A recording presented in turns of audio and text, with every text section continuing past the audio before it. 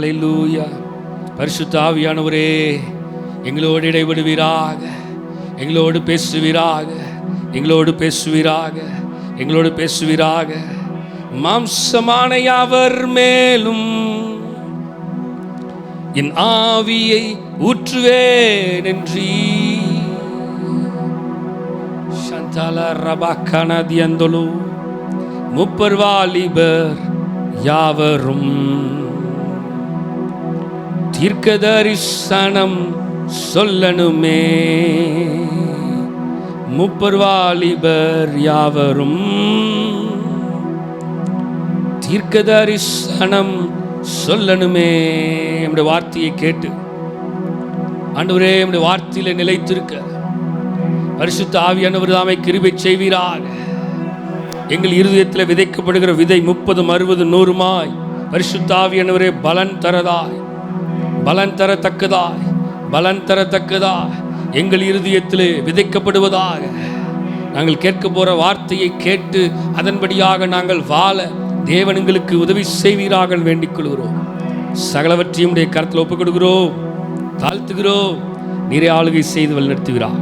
எல்லா துதி கன மகிமை எல்லாம் உமக்கு ஒருவருக்கு மாத்திரமே செலுத்துகிறோம். மீட்பரும் ரட்சகருமா இயேசு கிறிஸ்துவின் மூலம் ஜெபம் கேளும் எங்கள் ஜீவனுள்ள நல்ல பிதாவே, ஆமென். சொல்லுங்க சத்தமா, ஹல்லேலூயா, ஹல்லேலூயா. ஆண்டவருடைய வார்த்தையை கேட்க போகிறோம். பிளஸிங் சீரியஸில் 47வது பகுதியிலே இன்றைக்கு நாம் தியானிக்க போகிற வார்த்தை உபாகமம் 15ஆம் அதிகாரம் 6வது வசனம். Deuteronomy chapter 15 verse 6.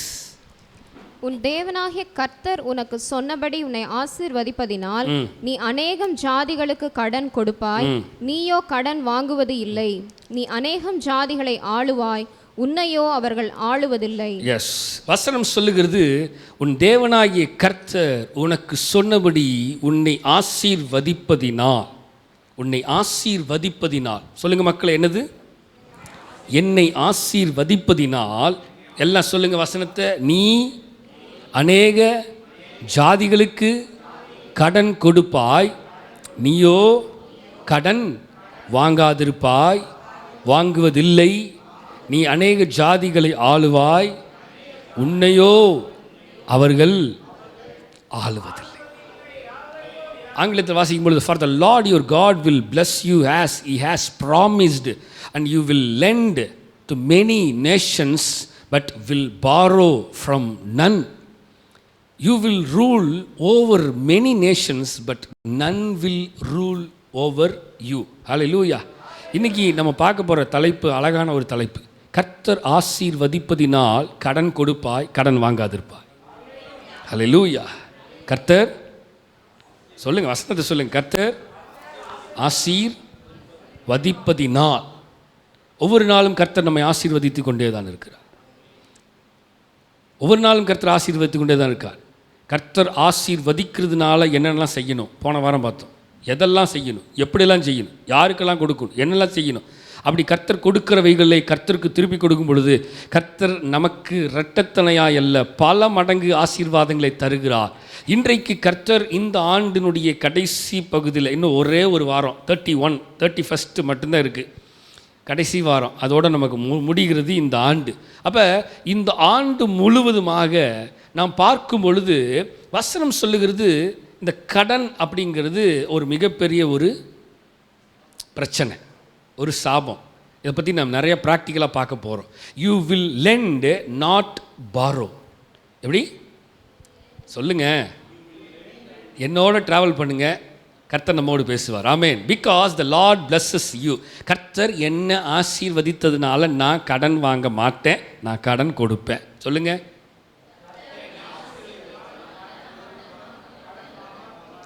எஸ், ஹல்லேலூயா, ஹல்லேலூயா. அங்கே பாருங்களேன், கடன் கொடுக்கிறது.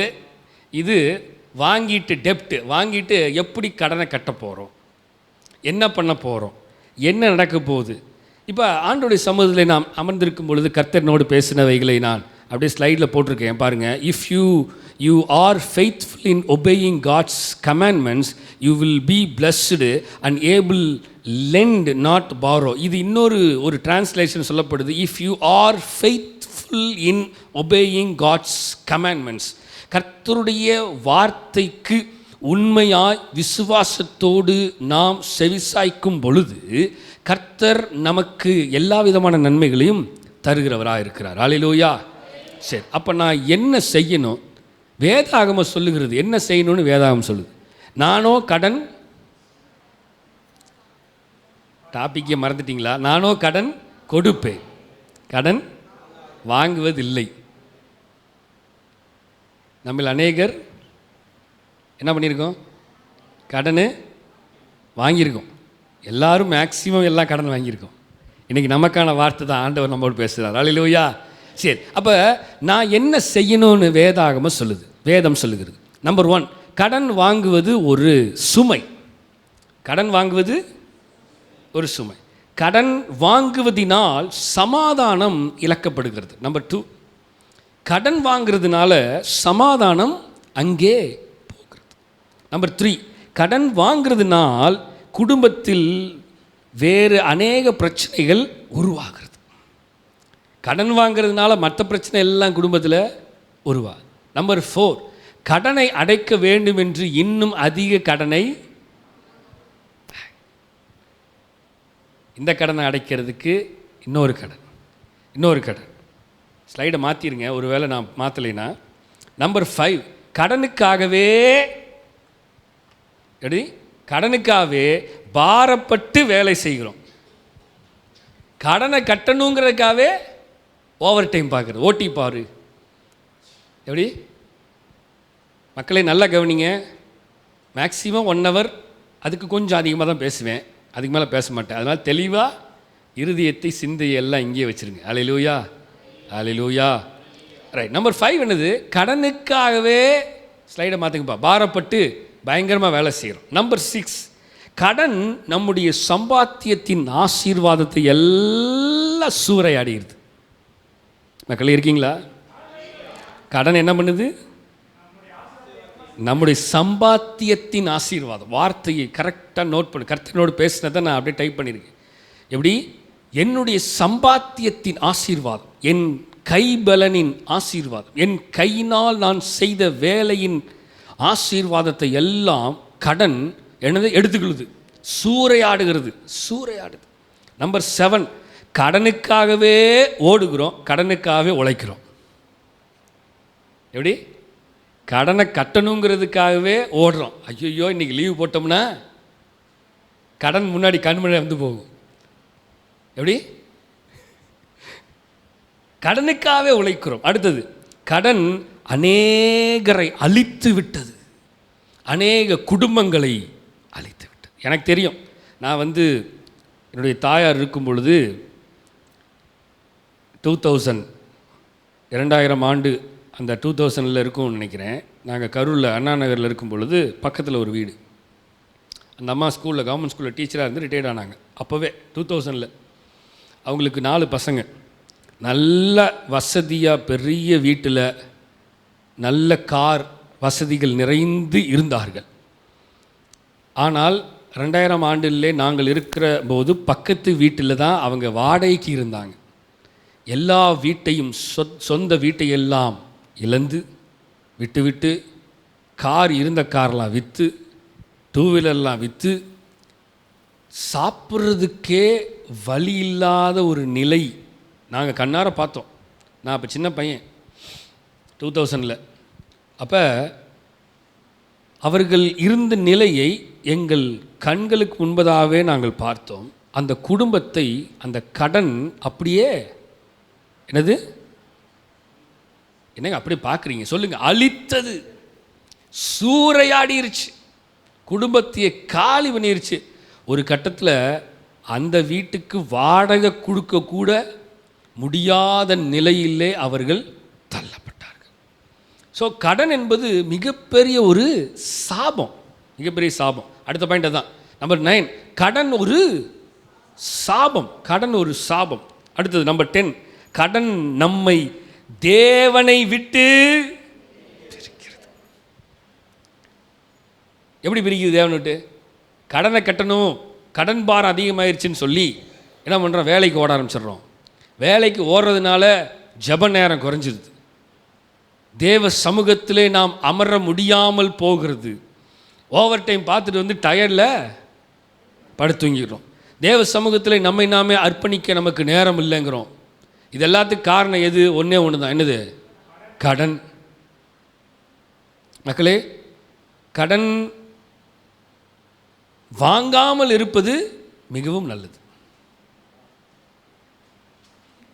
கடன் பைபிள் அதான் சொல்லுது, நீயோ கடன் வாங்காதிருப்பார், நீயோ கடன் கொடுக்கணும்.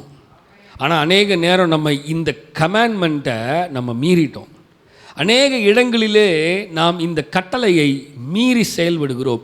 அதனால தான் நமக்கு வேதனைகளும் துன்பங்களும் துயரமும் துக்கமும் பாடுகளும் பிரயாசப்பட்டு விளைக்கிறோம். அத்தனை பிரயாசமும் எங்கே போகுது? வீணா போகுது. எவனோ ஒருத்தன் சொல்லுவாங்க, நல்ல வாயன் சம்பாதிக்க அப்படிங்கிற மாதிரி இதைக்கட்டு அதைக்கட்டு வட்டியை கட்டு அதை கட்டணும் இதை கட்டணும்னு சொல்லி கண்ணாவினால் அநேக ஜனங்கள் இந்த இந்த இந்த கடன் அப்படிங்கிற ஒரு காரியத்தினுடைய முக்கியத்துவத்தை அநேகர் புரிந்து கொள்ளாமல் இருக்கிறார்கள். ஸோ முக்கியமானது என்னன்னா, கடனே என்னது? ஆபத்தானது. கடன் பாவமா? எப்படி? கடன் பாவமா? கடன் வாங்குபவராக நமது பொறுப்பு என்ன? கடன் வாங்குறீங்களா? நம்முடைய ஆமாம், அதாவது சர்ச்சில் செய்தி கொடுத்துட்டு இருக்கிறது இருந்த நிலை போய் இப்போ டீச்சிங் செஷன் மாதிரி ஆகி போச்சு. கடன் வாங்கிறது பிரச்சனை. என்ன பண்ணுறது? ஜனங்களுக்கு எல்லாத்தையும் சொல்லிக் கொடுக்கணும்ல. வேற யார் சொல்லிக் கொடுப்பா? ஹல்லேலூயா, ஹல்லேலூயா. அப்போ கடன் வாங்குபவராக நம்மளது பொறுப்பு என்ன? நல்ல அந்த வார்த்தைகளை கவனிங்க.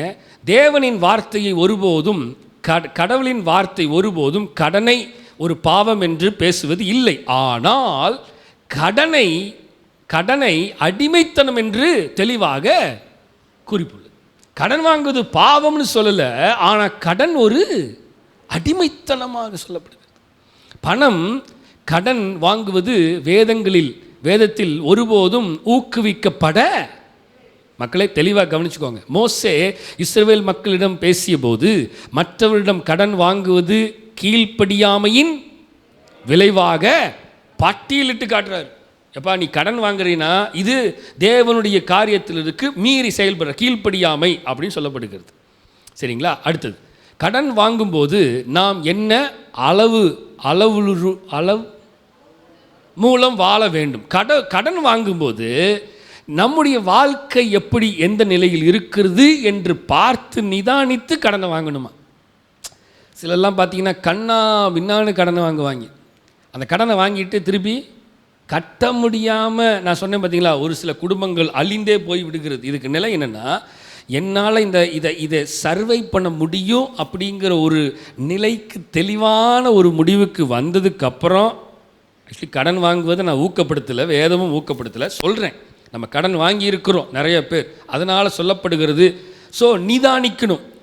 இப்போ நம்ம வாங்குகிற ஒரு நிலைக்கு வந்து விட்டால் நாம் கண்டிப்பாக we want to analyse, we want to sit. எப்படி?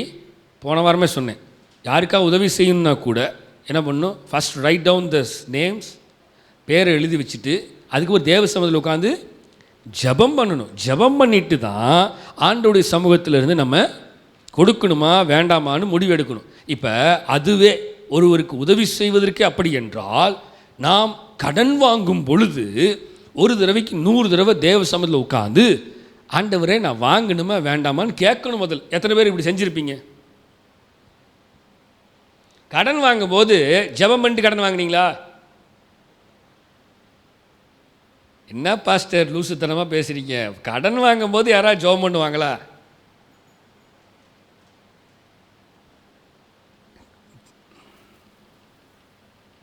ஆண்டவரே என் தேவையை சந்திங்க ஆண்டவரேன்னு ஜெபிக்கிற நாம, ஆண்டவரே கடன் வாங்க போகலான்னு எனக்கு இருக்கிறேன், நான் போட்டால் வேணாமா ஆண்டவரேன்னு கேட்டிங்களா? கேட்டிருக்க மாட்டோம்.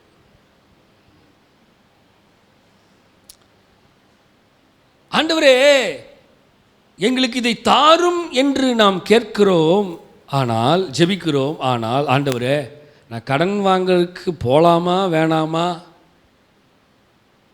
ஜனங்களே, பீப்புள் ஆஃப் காட், கொஞ்சம் யோசித்து பாருங்க. கடன் கொடுப்பது மற்றும் கடன் வாங்குவது என்ற விஷயத்தில் உலகம் கையாளும் விதத்திற்கும், நாம் கடன் வாங்கும்போது அல்லது கடன் கொடுக்கும்போது நாம் நடந்து கொள்ள வேண்டும் என்று பைபிள் சொல்லுகிற விதத்திற்கும் தெளிவான உலகத்தானுக்கும் எனக்கு வித்தியாசம் இருக்குது. உலகத்தான் கடன் வாங்குற மாதிரி நான் கடனை அதுக்கு தான் சொன்னேன். ஜோம் பண்ணி கடன் வாங்கினீங்களா? இதனையா புதுசாக இருக்குது. கடன் வாங்குவதே தப்பு தான், இதில் வேறு ஜோம் பண்ணி வாங்கினேன். ஆமாம், ஜெபம் பண்ண ஆண்டவர் சொல்லுவார், நீ வாங்குறியா வேண்டாமான்னு சொல்லிடுவார். அதுக்கு தான் அங்கே ஜெபங்கிறது ஒன்று வைக்கப்படுது. இது நமக்கு நீடடா இல்லை நீடு தேவை இல்லையான்னு கர்த்தர் சொல்லிடுவார். அநேக நேரம் கர்த்தருடைய சமூகத்திலே நாம் இதை கேட்காமல், கர்த்தருடைய சமூகத்திலே இதை ஜபத்தில் வையுங்க பாஸ்டர் அப்படிம்பாங்க. அது மக்களை சொல்லுங்கள், என்ன சொல்லுவாங்க? பாஸ்டர் ஜபத்தில் வைங்க, ஜபத்தில் வைங்க நம்மக்கிட்ட சொல்லுவாங்க. ஆனால் அவங்க ஜபத்தில் சிலர்லாம் சொல்லுவாங்க, பாஸ்டர் இதை ஜோம் பண்ணிவிட்டு இது என்னென்னு சொல்லுங்களேன் அப்படிம்பாங்க. சொல்லலாம், நீ நம்மளாக ஜோம் பண்ணணும்ல, நம்மளாக ஒரு முடிவு எடுக்கணும்ல. ஆனால் நம்ம ஜோம் பண்ண மாட்டோம். ஆனால்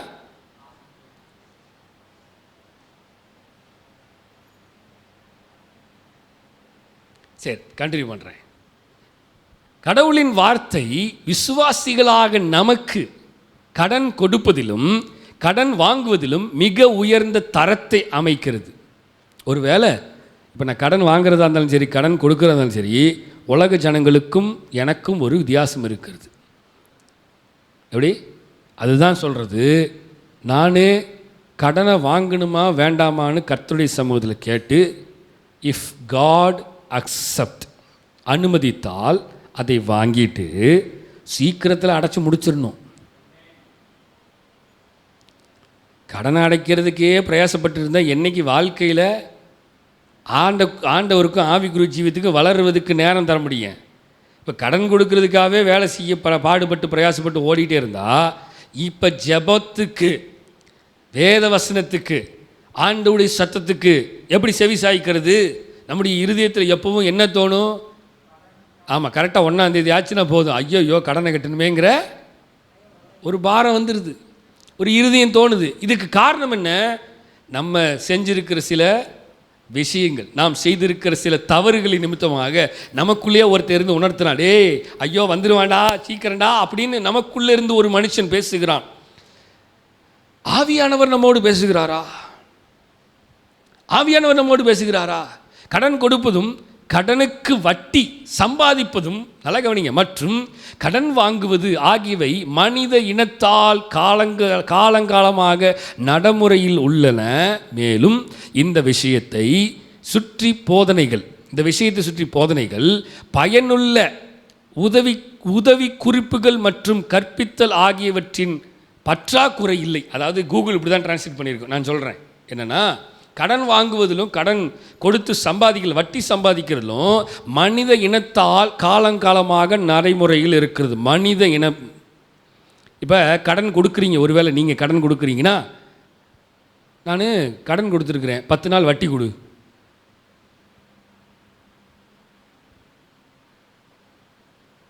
இந்த சீட்டு போடுறேன், இந்த சீட்டு பிடிக்கிறேன், அதான் சொல்லுவாங்க பார்த்துறீங்களா?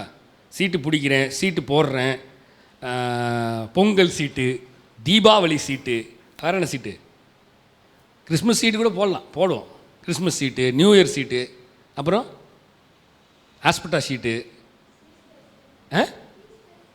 ஈஸ்டர் சீட்டா, ஈஸ்டர் சீட்டு, குட் ஃப்ரைடே சீட்டு, எல்லா சீட்டும் போடலாம். ஆனால் என்னத்தை வாங்குறோமோ அதை அப்படியே திருப்பிடணும், கொடுத்துடணுமே தவிர அதில் வட்டியோ மற்ற காரியத்திலையோ தலையிடக்கூடாது. நான் ப்ராஃபிட் அப்படி தான் சொல்லுவாங்க. நான் ப்ராஃபிட் தானே? நான் ப்ராஃபிட் தமிழில் சொல்லுங்கள். ப்ராஃபிட்டு இதை வேற மாட்டிட்டு லாபம் இல்லாமல் லாப நோக்கு இல்லாமல். அப்போ நல்லா கவனிங்க மக்களே, தெளிவாக கவனிங்க. நீங்கள் கடன் கொடுங்க, ஆனால் கடன் கொடுத்தீங்கன்னா 50 ரூபா கொடுத்தீங்கன்னா அதே 50 ரூபாயை திரும்பி வாங்கிடணுமே தவிர வட்டி, ஆமாம் வேதம் என்றைக்கும் இதை நீங்கள் வட்டி வாங்குனீங்கன்னா கண்டிப்பாக அது மிகப்பெரிய சாபத்தை ஏற்படுத்தும். நீங்கள் வட்டிக்கு வாங்குறீங்க பாருங்க, அதுவுமே சாபம்தான். ஒரு ரூல் இருக்கு இஸ்லாத்தில் ஒரு ரூல் இருக்கு. என்னடா பாஸ்டர்ஸ் சர்ச்சில் நின்று இஸ்லாம், எஸ் ரூல்ஸ் சொல்கிறேன் பாருங்க. இஸ்லாமில் ஒரு ரூல், மிக தெளிவான ரூல் இருக்கு. என்ன ரூல் அப்படின்னா, ஒருவேளை இப்போ சகோதரர் அவர் இருக்கிறார், நாகராஜ் இருக்கிறார், அவர் கடன் வாங்கிட்டார், அவர் கடன் வாங்கியிருக்காருன்னு வைங்க. சகோதரர் குணசீலனுக்கும் கடனுக்கு சம்பந்தம் இல்லைன்னு வச்சுக்கோங்க. நல்லா கவனிங்க மக்களே, சகோதரர் குணசீலனுக்கும் கடனுக்கும் சம்பந்தம் இல்லை. ஆனால் யார், அவர் சகோதரர் நாகராஜ் கடன் வாங்கியிருக்கிறாரு, அவருக்கும் கடனுக்கு சம்பந்தம் இருக்குதுன்னு வச்சுக்கோங்க. இப்போ அவர் என்ன பண்ணுறாரு தெரியுமா, கடன் வாங்கி வட்டிக்கு விட்டு வட்டிக்கு சம்பாதிக்கிறாருன்னு வச்சுக்கோங்க. அவர் அந்த வட்டி காசை என்ன பண்ணுவார், இவருக்கு கொடுக்குறார். யாருக்கு, சகோதரர் குணசீலனுக்கு கொடுக்குறார். ஒரு 100 ரூபா நீங்கள் வட்டி வாங்குறீங்க தெரியுமா, அந்த வட்டி வாங்குகிற காசை சகோதரர் குணசீலனுக்கு 100 ரூபா கொடுத்துட்டார். இப்போ இந்த குணசீலன், சகோதரர் குணசீலனுக்கும் கடனுக்கும் வட்டிக்கு சம்பந்தம் இல்லை. ஆனால் அவர் கொடுத்த அந்த வட்டி பணத்தினுடைய காசை இவர் வாங்கி, இவர் எதையாகிலும் உணவை வாங்கி சாப்பிட்டால் அது சாபம் என்று இஸ்லாமில் ஸ்ட்ராங்கா சொல்லப்படுது.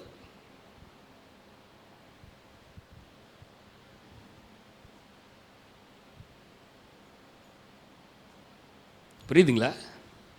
என்ன புரிஞ்சுது? வட்டிக்கு வாங்கி அந்த காசை வேற ஒரு நபர்கிட்ட, யாரோ அறியாத நபர்கிட்ட கொடுத்து அவங்க வாங்கி சாப்பிட்டாலும் தட்ஸ் எஸ் கர்ஸ்.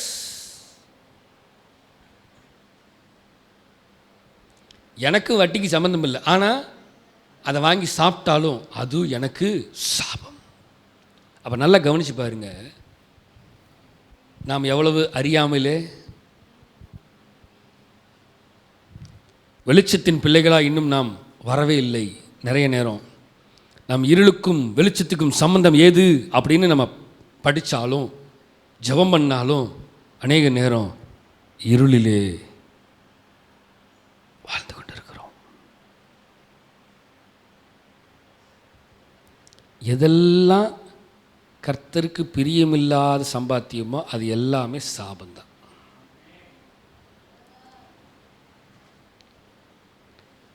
நேர்வழியாய் வருகிற சம்பாத்தியத்தை தவிர குறுக்கு வழியில் எது வந்தாலும் சாபந்தான். நாம் செய்கிற வேலையில் கூட நம்ம எப்படிப்பட்ட வேலை செய்கிறோம் என்று இருக்கிறது. அந்த வேலையில் கூட நமக்கு தெரியாமலே சாபம் இதோ வாசற்படியிலே படுத்திருக்கிறது. மக்களே, ஃபைனான்ஸ் கம்பெனியில் வேலை செய்கிறேன், ஃபைனான்ஸ் கம்பெனிலேருந்து காசு வாங்குகிறேன், சம்பாதிச்சு நான் வேலைக்கு தானே போகிறேன், ஃபைனான்ஸுக்கு நான் ஒர்க்குக்கு தானே போகிறேன், ஜாபுக்கு தானே போகிறேன், ஃபினான்ஸுக்கு போகிறேன். எப்பா அந்த பணம் எங்கேருந்து வருது? அந்த பணத்திலிருந்து சேலரி நீ வாங்குறீன்னா தட்ஸ் ஆல்சோ சாபம். அப்போ நான் எந்த வேலைக்கு போகிறது? நல்ல வேலையை தேர்ந்தெடு.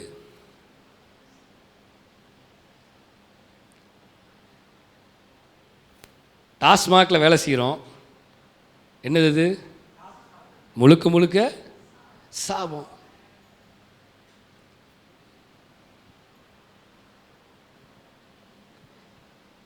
சொல்லுவாங்க நிறைய ஜனங்கள் வயிற்றில் அடித்து வாயில் அடித்து எல்லாத்தையும் பிடுங்கிட்டு போயிட்டு குடிச்சிட்டான் பரதேசி பைய என் வீட்டுக்காரன். அத்தனை சாபம் எங்கே போகுது? டாஸ்மார்க். டாஸ்மார்க்கில் சம்பாதிக்கிற அத்தனை பணமும் கர்ஸ். பீப்புள் ஆஃப் காட், தேவ ஜனங்களே, தேவ பிள்ளைகளே, தெளிவாக இருக்கணுங்க. கர்த்தர் 47வது வாரம் 47 வாரத்தில் இந்த வருடம் முழுவதும் நான் முடிக்க மாட்டேன், அடுத்த வருஷமும் தொடரும், நான் முடிக்க மாட்டேன். இதை முடிக்கிறது மாதிரி இல்லை, அடுத்த வருஷம் இன்னும் போயிட்டே இருப்பேன் பயங்கரமாக. இந்த மேலே பார்த்தீங்களா வசனம் தெரியுதா உங்களுக்கு? தெரியலையா? இந்த வசனத்தை படித்து பாருங்கள் என்ன போட்டிருக்குன்னு. நீங்கள் அவராலே பெற்ற அபிஷேகம் உங்களில் நிலைத்திருக்கிறது. சரியா? அபிஷேகம் நிலைத்திருக்குது. ஒருவரும் உங்களுக்கு போதிக்க வேண்டுவது இல்லை. அடுத்தது, அந்த அபிஷேகம் சகலவத்தையும் குறித்து உங்களுக்கு போதிக்கிறது. அது சத்தியமாக இருக்கிறது, அது பொய்யல்ல. என்னது? என்ன நிறைய வருதுங்க? அபிஷேகம் நிறைய வருது. அனாயிட்டிங். அந்த அபிஷேகம், அந்த அபிஷேகம், அந்த அபிஷேகம், அந்த அனாயிட்டிங், அந்த அனாயிட்டிங் சகலத்தையும் அது நமக்கு போதிக்குது. அதுக்கு தான் சொல்லுது, பைபிளை படித்து ஆண்டவருடைய சமூகத்தில் உட்கார்ந்து அபிஷேகத்தை பெற்றுக்கோ. கர்த்தர் அபிஷேகத்தில் பெற்றுக்கொண்டனால நல்ல அறிவு கண்களை, ஞான கண்களை திறந்து எது நன்மை எது தீமை, அந்த அம்மாவுக்கு நன்மை தீமை அறியத்தக்க பழம் எது என்று தெரியாத சூழ்நிலையில் தான் அந்த அம்மா சாப்பிட்டுருச்சு. இஃப் ஷீ நோஸ், அந்த அம்மா அது நன்மை தீமைன்னு அறிந்திருந்தால் அந்த அம்மா சாப்பிட்ருக்கா. அறியாமையில் இருக்கிறனால தான் அநேக ஜனங்கள் சபிக்கப்பட்டு கொண்டிருக்கிறார்கள். அந்த அம்மா அறியாமையில் சாப்பிட்டனால தான் சாபத்தை அனுபவித்தது. அதே சாபத்தை ஆண்டவர் அந்த பிசாசை சொல்கிறா, டேய் நீ இனிமேல் உனக்கு கால் கிடையாது, நீ உடம்புல தான் நகர்ந்து போகும், நீ மண்ணை தான் திங்கணும், நீ இப்படி தான் சாபம். கர்ஸ். பீப்புள் ஆஃப் காட், தேவ ஜனங்களே நல்லா கவனிங்க. தேவனுடைய வார்த்தையை நன்கு அறிந்திராத எவருக்கும் இறைவனுக்கோ தேவனுக்கோ அல்லது மற்றவர்களுக்கோ மதிப்பளிக்காத நிதி நடைமுறைகளுக்கு இரையாவது எளிது. என்னது? அப்படியே என்னை பார்க்காதீங்க, ஸ்டார்டிங் அப்படி தான் இருக்குது. இதெல்லாம் ப்ராக்டிக்கல் உங்கள்கிட்ட பேசுவேன், அதுக்கப்புறம் தான் வசனத்துக்குள்ளே போவேன். அப்புறம் கடனை பற்றி பேசும் பொழுது பைபிள்லேருந்து டப்புன்னு போகாமல் அப்படி ப்ராக்டிக்கலாக போய் தான் வரணும். என்ன போட்டிருக்கு? தேவனுடைய வார்த்தையை நன்கு அறிந்திராத எவரும், தேவனுடைய வார்த்தையை நன்கு அறியாத எவரும், தேவனுக்கோ அல்லது மற்றவர்களுக்கோ மதிப்பளிக்காத, அதெல்லாம் முடியாது. கடனை கொடுத்துருக்குறேன், ஒழுங்கு மரியாதை கடனை திருப்பி கொடு, இல்லைன்னா அவளை தொலைச்சி விடுவோம் பார்த்துக்கோ அப்படின்னு இறைவனுக்கோ தேவனுக்கோ அதாவது மனிதனுக்கோ மதிப்பளிக்காத நிதி நடைமுறைகளுக்கு இரையாவது எளிது. பைபிளில் ஒரு சம்பவம் இருக்குது. ஒருத்தன் கடன் பட்டான். அவன் போய் எஜமான்ட்ட, எஜமானே என்னால் கடன் கொடுக்க முடியாது அப்படின்னு. சரி இப்போ பரவாயில்ல மன்னிச்சு விட்றேன் அப்படின்னு அந்த எஜமான் சொல்லிட்டார். இப்போ இவர் வீட்டுக்கு போகிறாரு, பெரிய இவர் மன்னாதி மன்னன். போய் நின்னொன்னு இவர் 4 பேருக்கு கடன் கொடுத்துருக்காரு. அவர் கடன் கொடுக்கல, நீ கடன் கொடுக்க மாட்டேன்னு கழுத்தை நெரிச்சானாமா. உடனே அந்த அதிபதியோடைய அசிஸ்டன்ட் பார்த்துட்டு, ஐயா நீர் மன்னித்தீர்ல, அவன் மன்னிக்காமல் கழுத்தை நெரிக்கிறான் அப்படின்னு, தூக்கிட்டு வாங்கடா அவனை. ஏண்டா நான் உன் கடனெல்லாம் மன்னிச்சு தள்ளிட்டேன், நீ என்ன பெரிய இவனா கடனை மன்னிக்க மாட்டேன்னு சொல்லி இவனை அக்கினி கடலை போய் அடிச்சு நொறுக்குங்கடா. நான் உன்னுடைய கடனை மன்னித்தேன், ஆனால் உனக்கு மன்னிக்கிற இருதயம் இல்லையா? மக்களை, எத்தனை பேருக்கு கடன் பட்டிருக்கிறீங்க? எத்தனை பேர்த்துக்கு நீங்க கடன் பட்டு இருக்கிறீங்க? என்னங்க அப்படியே என்னையவே பார்க்குறீங்க? எத்தனை பேர்த்துக்கு நீங்கள் கடன் பட்டு இருக்கிறீங்க? நான் கேட்குறத புரிஞ்சுக்கிட்டீங்களா? நான் பணத்தை பற்றி கேட்கல.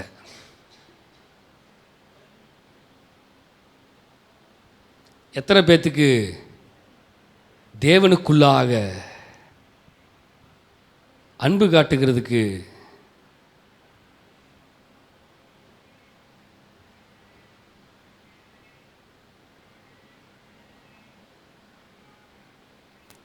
மக்களே புரியுதுங்களா? ஒருத்தர் சொல்கிறாங்க, சர்ச்சில் இருக்கிறவங்க ஒருத்தர் வந்து, பாஸ்டர் ரொம்ப கஷ்டமாக இருக்குது பாஸ்டர், ரொம்ப வேதனையாக இருக்குது. என்னன்னா, நான் அமைதியாக தான் போய் கொண்டிருக்கிறேன், அவர்கள் ஆனால் அமைதியாக இல்லாமல் சுரண்டிகிட்டே இருக்காங்க, வம்பிழுத்துட்டே இருக்காங்க. நான் எங்கே போனாலும் வம்பிழுக்கிறாங்க, எங்கே போனாலும் சுற்றி சுற்றி வம்பிழுக்கிறாங்க. பாஸ்டர் நான் அமைதியாக தான் பாஸ்டர் போகிறேன், எனக்கு அவங்களுக்கு சம்மந்தமே இல்லை, ஆனாலும் வம்பிழுத்துட்டே இருக்காங்க பாஸ்டர். பாஸ்டர் நான் மன்னிச்சிட்டேன்ல அவங்கள, ஏன் அவங்களால என்னை மன்னிக்க முடியல? நான் உடனே சொன்னேன், இருக்கீங்களா? மூலையில் உட்காந்துருக்கேன்னு சைலண்ட்டாக உட்காந்துருக்கக்கூடாது. உன்னை சொல்லலாமா? உன்னை சொன்னால் தான் பிரச்சனை இல்லையே. உன்னை சஞ்சி ஆமான்ட்டான். என்னை சொல்லுங்க, அவனை தான் சொல்கிறேன், வேறு யாரும் சொல்லலை. என்கிட்ட வந்து பேசினதே அவன் தான். பாஸ்டர் யாரையோ சொல்கிறாரு போல் அப்படின்னு நினைக்காதீங்க. அதுக்கு தான் அவனை பார்த்தேன். அங்கே 2 பேர் உட்காந்துருக்காங்க. அது 2 பேர்த்தில் யாரோ ஒருத்தராக இருக்கும். பாஸ்டர் இப்படியே வம்புழுத்திலே இருந்தால் என்ன பாஸ்டர் பண்ணுறது? என்ன தம்பி சொன்னேன்? என்ன சொன்னேன்? 2 பேர்த்துக்கிட்டையும் விட்டுருங்க, கர்த்தர் பார்த்துக்குவார்.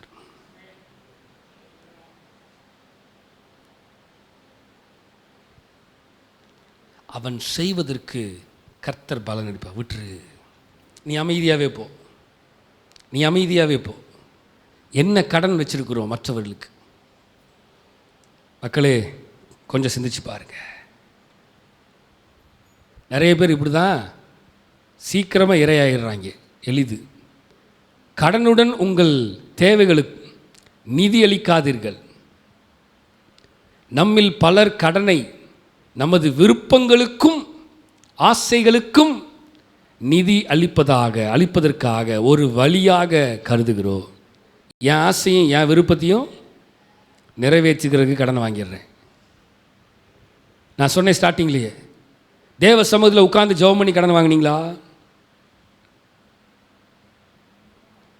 என் ஆசை, என் விருப்பம், என்னுடைய ஆசை, என்னுடைய விருப்பம், இப்படி கட்டு, அப்படி கட்டு, அதை செய், இதை செய், இதை வாங்கு, அதை வாங்கு, அதை வாங்கி வை, இதை வாங்கி வை, எல்லாத்தையும் வாங்கி வச்சுட்டு மற்றவனை பார்த்து எல்லாத்தையும் செஞ்சுட்டு மற்றவன் ஜாலியாக இருப்பான். நம்ம துக்கப்பட்டு துயரப்பட்டு கஷ்டப்பட்டுகிட்டே தான் இருக்கிறோம்.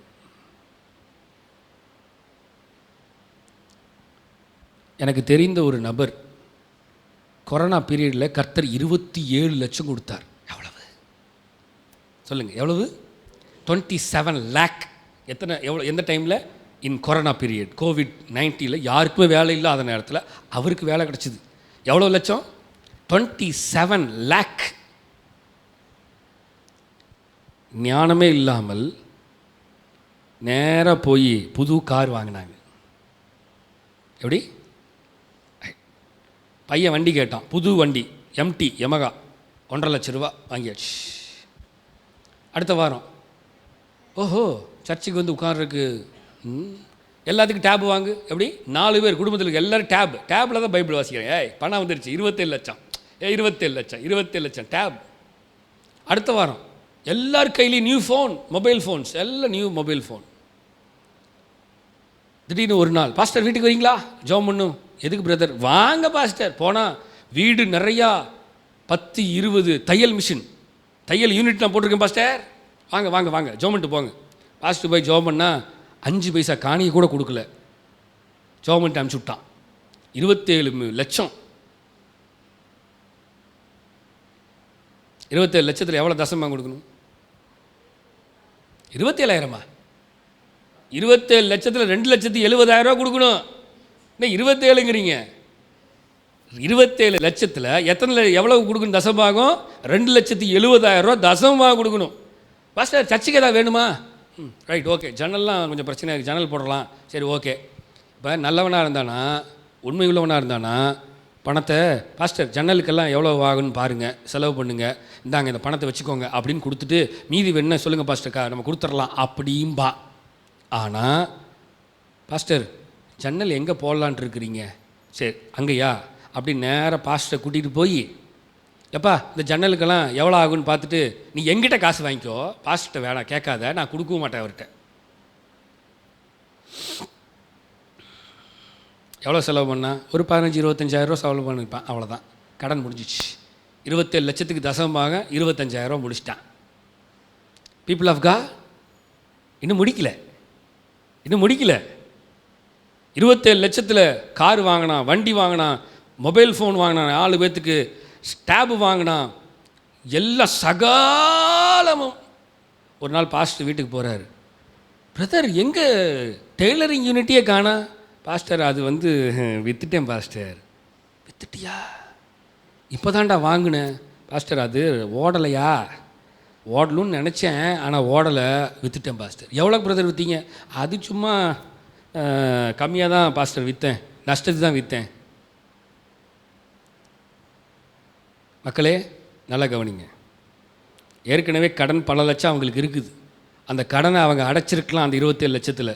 ஆனால் அடைக்காமல் சஃபஸ்டிகேட்டட் தனக்காக, தன் ஆசைக்காக, தன் விருப்பத்துக்காக சம்பாதிச்சு ஜாலியாக இருக்குன்னு நினச்சிட்டு வந்தான். காருக்கு ஃபினான்ஸ் கட்ட முடியாமல் காரை ஜப்தி பண்ணிட்டான். மொபைல் ஃபோன்ஸ் எல்லாம் போச்சு, விற்றுட்டான். டேப் அத்தனையும் விற்றுட்டான். உங்களுக்கு தெரியுமா, இன்றைக்கி கடங்காரன் வீட்டுக்கு முன்னாடி வந்து நிற்கிறான். அவர்கள் இருக்கிற வீட்டை விற்கிறதுக்கு இப்போ விசாரிச்சுட்ருக்குறாங்க. 27 லட்சம் எங்கே போச்சு? எல்லாம் போச்சு. இவன் ஆசை, இவன் விருப்பம், இவன் நோக்கம் அத்தனையும் அழிந்து விட்டது. ஒரு சின்ன ஞானம் இல்லாமல் செயல்பட்டது. அந்த 27 லட்சத்தில் தேவ சமூகத்தில் கொண்டு வந்து 2,70,000 ரூபா வச்சுருந்தான்னா கர்த்தர் இன்னைக்கு அவனை பல லட்சத்துக்கு அதிபதி வச்சிருப்பார். இன்னைக்கு 0. கடன்காரன் வரான்னு சொல்லி கடன்காரனுக்கு பயந்து வீட்டை பூட்டிட்டு ஓடி ஓடி விலகி ஓடுகிறார்கள். இப்போ லாஸ்ட்டாக கடன்காரன் வந்து சொல்லிட்டு போகிறான், பிரதர் நீர் கடன் கொடுக்கவில்லை என்றால் நான் ஒரு 10 பேர்த்த கூட்டிகிட்டு வந்து வீட்டில் தங்கிடுவேன் அப்படின்னு சொல்லிட்டு போயிட்டான். என்னது நல்லா இருக்குல்ல? மக்களே மக்களே இருக்கீங்களா? நிறைய நேரம் கடன் வாங்குவது நம்முடைய ஆசைக்காகவும் விருப்பத்துக்காகவும், நம்முடைய மற்றவனை பார்த்து ஆசைப்பட்டு வாங்கி கடைசியில் நம்ம இது வெற்றி முட்டாள்தனம். என்னது சொல்லுங்க? நமது இயலாமை மற்றும் பொருட்களை வேண்டாம் என்ற சொல்ல விருப்பமின்மை காரணமாக அது எதுவாக இருந்தாலும் அதுவே நம்மிடம் இருக்க வேண்டும் என்று நம்மை நாமே சமாதானப்படுத்தி கொள்கிறோம். அதனால் நாம் குடும்பங்களையும் நம்மையும் மிகப்பெரிய நிதி நெருக்கடியில் தள்ளுகிறது. என் விருப்பம், என் பொருள், அதை வாங்கணும், இதை வாங்கணும். நீங்கள் கடன் வாங்குவதற்கு முன் உட்கார்ந்து உங்கள் மாதாந்திர பணப்புழக்கத்தின் ஒரு பகுதியாக அந்த கடனை நிர்வகிக்க உங்களுக்கு நிதி ஒதுக்கீடு இருப்பதை உறுதிப்படுத்திக் கொள்ளுங்கள். எப்படி? நீங்கள் அவ்வாறு செய்யவில்லை என்றால் பிரார்த்தனை செய்து கடவுளை நம்புங்கள். இதெல்லாம் நான் சொல்ல, கூகுள் சொல்லுது. அதனால தான் அப்படி இருக்கும். நான் ட்ரை பண்ணதை கூகுள் சொல்லுது. அதுவே என்ன சொல்லுது? கூகுளே, டேய் நீ ஆண்டவரை நம்புடா, அவரை நோக்கி ஜெபம் பண்ணு அப்படின்னு கூகுளே சொல்லுது. மனிதனால் உருவாக்கப்பட்ட தீர்வுகளை உடனடியாக அடைவதற்கு பதிலாக உங்கள் சார்பாக செயல்பட அவருக்கு அவருக்கு வாய்ப்பளிக்கவும். நான் கேட்டேன் ஸ்டார்டிங்லேயே, நீங்கள் கடன் வாங்கும்போது தேவ சமூகத்தில் கேட்டு கடன் வாங்குனீங்களா?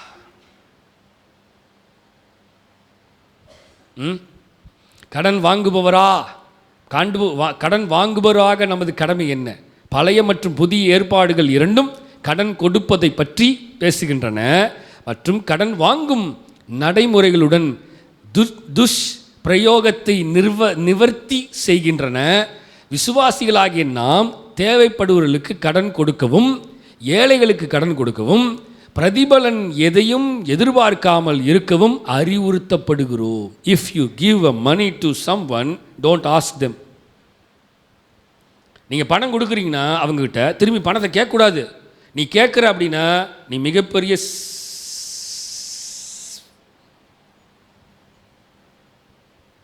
அந்த வார்த்தையை நான் சொல்லலை.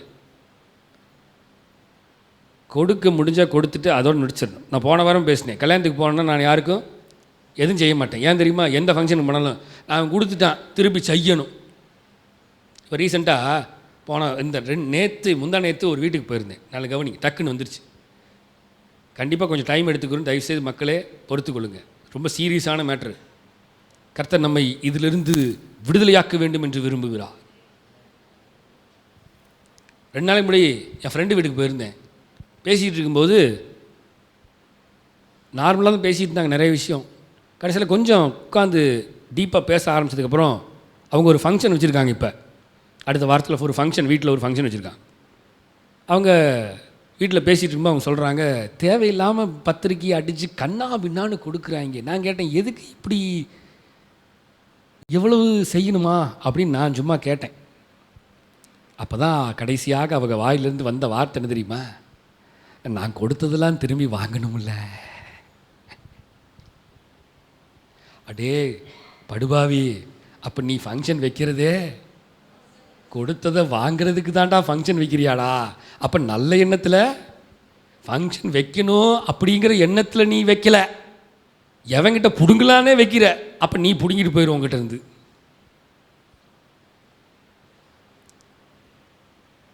உங்கள் வீட்டில் ஃபங்க்ஷன் வச்சிங்கன்னா கற்றுக் கொடுக்குறேன் ஊழியக்காரனை பார்த்து கற்றுக்கோங்க.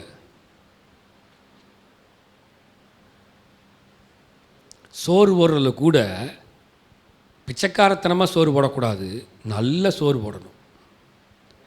அவன் இவ்வளோதான் போட்டான், ஏன் அவனுக்கு இது போதும், இந்த சோறு போதும். Don't think like that.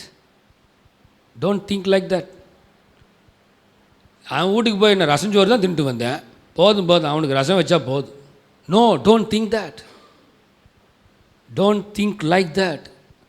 கர்த்தர் உங்களை மேன்மைப்படுத்தி இருக்கிறாரா, ஆசீர்வாதம் வச்சிருக்கிறாரா? செய்யுங்க.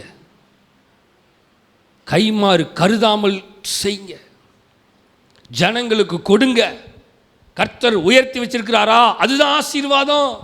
நீயோ சொல்லுங்க, கடன் வாங்காதிருப்பா, நீயோ கடன் கொடுக்கிறவனா இருக்கணும்யா. எதிர்பார்த்து கொடுக்காதப்பா, எதிர்பார்க்காம கொடு.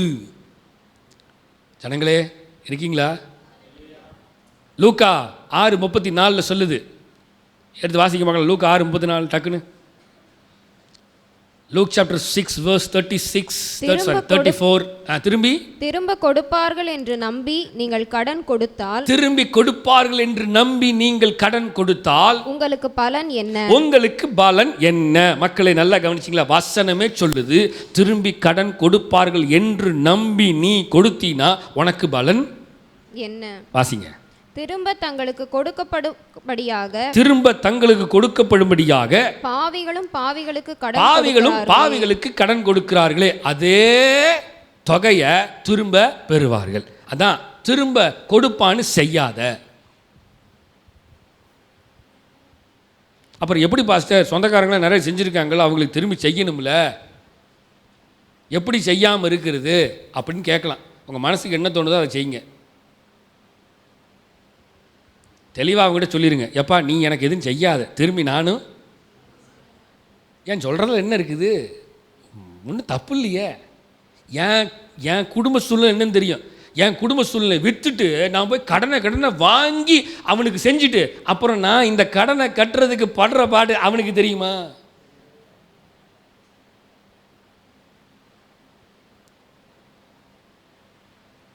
ஒரு குடும்பம் ஏற்கனவே கஷ்டத்தில் இருக்கிறாங்க. இப்போ ஒரு காலத்தில் அவங்க செஞ்சாங்களாம், அதனால் இப்போ செய்யணும்னு சொல்லி இவனே கஷ்டத்தில் இருக்கிறான். இப்போ ஒரு குடும்பத்தை பற்றி சொல்கிறேன், நம்ம சர்ச்சில் தான், ஆனால் யாரும் சொல்ல மாட்டேன்ல. கஷ்டத்தில், துன்பத்தில், துயரத்தில் இருக்கிறாங்க, நல்லாவே தெரியுது. ஆனாலும் கௌரவம் குறைஞ்சிரும்ல. அதனால ஒரு பவுன் வெயி போய் கடனை வாங்கு கொடு. கடைசியில் நீ கடன்காரனா உட்காந்துருப்படா, அவன் வாங்கிட்டு போயிடுவான். உன் நிலைமை என்ன ஆகும்? ஏற்கனவே கடன் இருக்குது, இப்போ கடனுக்கு மேலே கடனை வாங்கி கொடுத்து கடைசியில் எவ்வளவு பிரயாசப்பட போகிறோம்? மக்களே கொஞ்சம் சிந்திச்சு பாருங்க. இந்த கால வேளையில் இந்த வருடம் முடியும் பொழுது கர்த்தர் நம்மோடு அதிகமாக பேசுகிறார். ஒருவேளை தேவை இருக்கும் பட்சத்தில் நீங்கள் கடன் வாங்க வேண்டும் என்று நினைத்திருந்தால், நான் கடன் வாங்க வேண்டான்னு இப்போ வரைக்கும் சொல்லலை, அது உங்கள் இஷ்டம். கடன் வாங்குறது வாங்காதது உங்கள் இஷ்டம். ஆனால் இஃப் கடன் வாங்குகிற சூழ்நிலை இருந்தால் நிதானித்து தேவ சமூகத்தில் அமர்ந்து காத்திருந்து ஜபத்தில் இருந்து செயல்படு. சில பல டெக்னிக்கெல்லாம் இருக்குது, நிறைய இருக்குது. நான் பேசினேன்னா இன்னும் நிறைய இருக்குது. நாம் கடன் கொடுக்கும்போது நமது நோக்கங்கள் தூய்மையாக இருக்க வேண்டுமா? சொன்னேன் எப்படி? எஸ், நம்முடைய நோக்கம் தூய்மையாக இருக்கணும். நம்மிடம் கடன் வாங்குபவர்கள் திருப்பி செலுத்த முடியாத நிலையில் அவர்களை கடன் சுமையிலிருந்து விடுவிக்க வேண்டும். பகை கொள்ளாமல் இருக்க வேண்டும். ஏய் ஏடா காசு கொடுத்தல தரமாட்டியா? நம்ம இப்போ கடன் கொடுத்த மாதிரி நம்ம என்னமோ பயங்கர கோடீஸ்வரர் மாதிரி அவனை மிரட்டுறது. ஏய் போறாம்பர் கடன்கார பையன் என்னமோ நம்ம 27 கோடியில் புரள்ற மாதிரியும் அவன் என்னமோ ஒன்றுமே இல்லாதவன் மாதிரியும் இப்போ அப்படி மாறிடுவான். புரியுதா? சிலலாம் பார்த்துருக்கீங்களா? ரோட்டில் போகிறவெல்லாம் ஒரு 10 ரூபா கடன் கொடுத்தா போறாம்பர் கடன்காரன் அப்படிமா. ஆம், அதை செய்வது மிகவும் கடினம். ஆனால் கடவுளின் வழிகள் உலகின் வழிகளை விட மிகவும் வேறுபட்டவைகள். வட்டி வசூலிப்பது தவறா? ஏடா பாஸ்டர் இன்னைக்கு ஒரு முடிவில் தான் இருக்காரா? எஸ். இப்போ இவ்வளோ நேரம் கடனை பற்றி பேசிட்டு இருந்தேன். இப்போ ரைட், எத்தனை பேர் வட்டி கட்டுறீங்க? Right, okay, done, super. நான் இல்லை. நல்லா கவனிங்க, வட்டி வசூலிப்பது தவறா? நான் பைபிளும் தான் பேசுகிறேன், வேறு இதில் வாசிப்போமா? யாத்ராம 22-25 வாசிங்க. உங்களுக்குள் சிறுமைப்பட்டிருக்கிற என் ஜனங்களில் ஒருவனுக்கு உங்களுக்குள் சிறுமைப்பட்டிருக்கிற என் ஜனங்கள் ஒருவனுக்கு நீங்கள் பணம் கடனாக கொடுத்திருந்தால், நீங்கள் கடனாக கொடுத்தால் வட்டி வாங்குகிறவர்கள்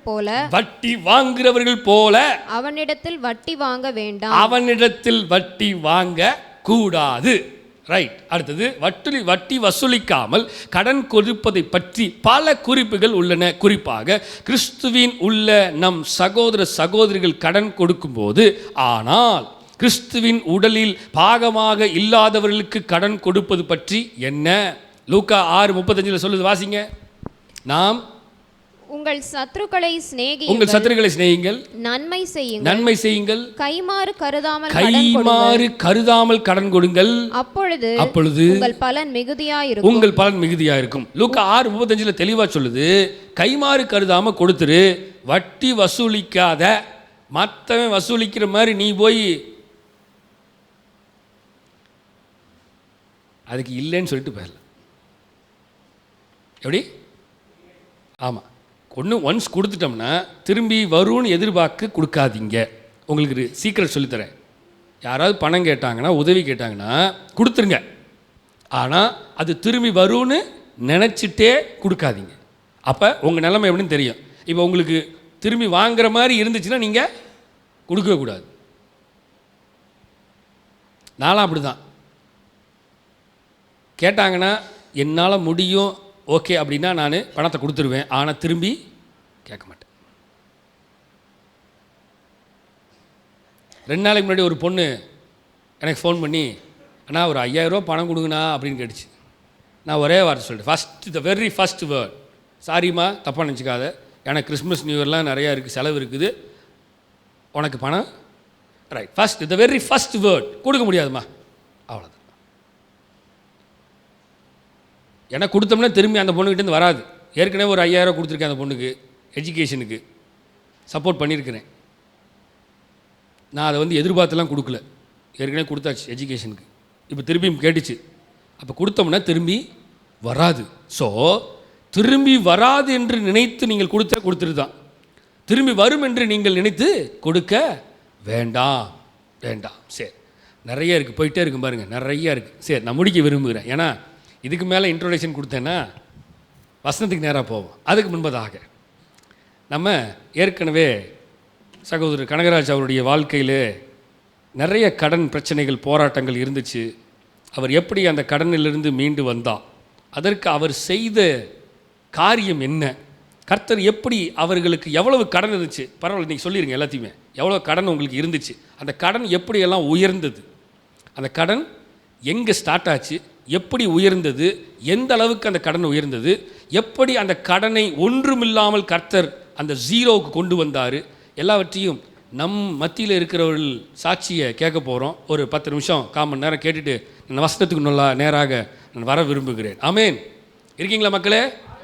ஏன்னா நமக்குள்ளே இருக்கிறவர் ஒருத்தர் சொல்லும்பொழுது தான் நமக்கு புரியும். அவர் எல்லோரும் பார்த்தா அவருக்கு என்னையா, அவர் 2 பேரும் கவர்மெண்ட்டில் வேலை செய்கிறாங்க, அவங்களுக்கு குறை இல்லை, ஒரே பிள்ளைய பற்றி வச்சுருக்குறாங்க, அவங்களுக்கு என்ன வீடு, சொந்த வீடு இருக்குது, அது இருக்குது, இது இருக்குது, எல்லாம் பேசலாம். பார்க்கும்போது அவங்கள் கடந்து வந்த பாதை என்னவென்று அவர்கள் சொல்லும் பொழுது தான் எனக்கே ஒரு நாள் அவங்க சொன்னதுக்கப்புறம் தான் எனக்கே தெரிஞ்சுது, ஓ இவ்வளவு இருக்குதா அப்படின்னு. சரி, நம்ம ஒரு 10 நிமிஷம் நம்ம கேட்கலாம். கர்த்தர் நம்மோடு பேசுவாராக.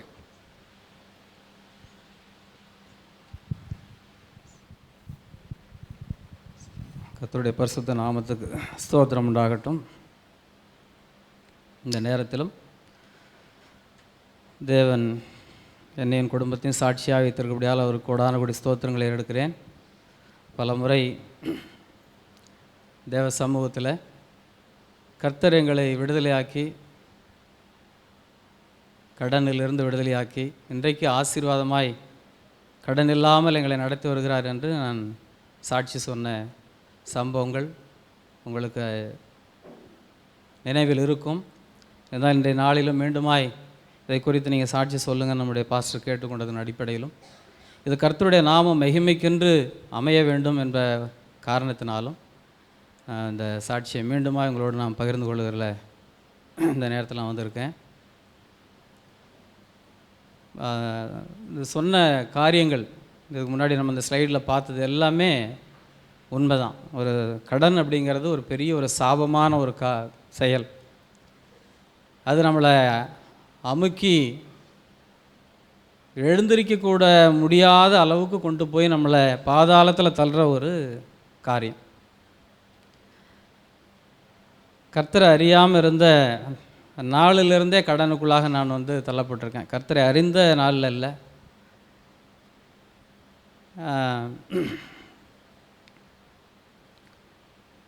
அதுக்கு நான் என்னுடைய குடும்பத்தை பற்றி கொஞ்சம் சொன்னால் தான் உங்களுக்கு புரியும். ஒரு விவசாய எளிமையான குடும்பத்தில் 7 பேர் நாங்கள். 5 அண்ணன் தம்பி, 2 தங்கச்சிங்க, 2 அப்பா அம்மா, மொத்தம் 9 பேர். அப்படி இருக்கக்கூடிய அந்த குடும்பத்தில் பிறந்த நான், குடும்பத்தில் மூத்த என்னுடைய அண்ணன் ஒருத்தர், அவர் வெட்டினரி டாக்டராக இருக்கார், எல்லாம் ரிட்டையர் ஆகிட்டார். அவரை இந்த ஏழ்மையிலும் நாங்கள் படிக்க வைத்தோம். அவர் டாக்டர் ஆகி வேலைக்கு எங்களை படிக்க வச்சார். என்னையும் என்னுடைய தம்பிகளை, தங்கையை, குடும்பத்தெல்லாம் பார்த்துக்கிட்டார். குடும்ப செலவுகளெல்லாம் கர்த்தருடைய நாமம் மகிமை அடையட்டும். அவரையும் ஒரு குடும்பத்தையும் கர்த்தர் தொடர்ந்து ஆசீர்வதிப்பார்.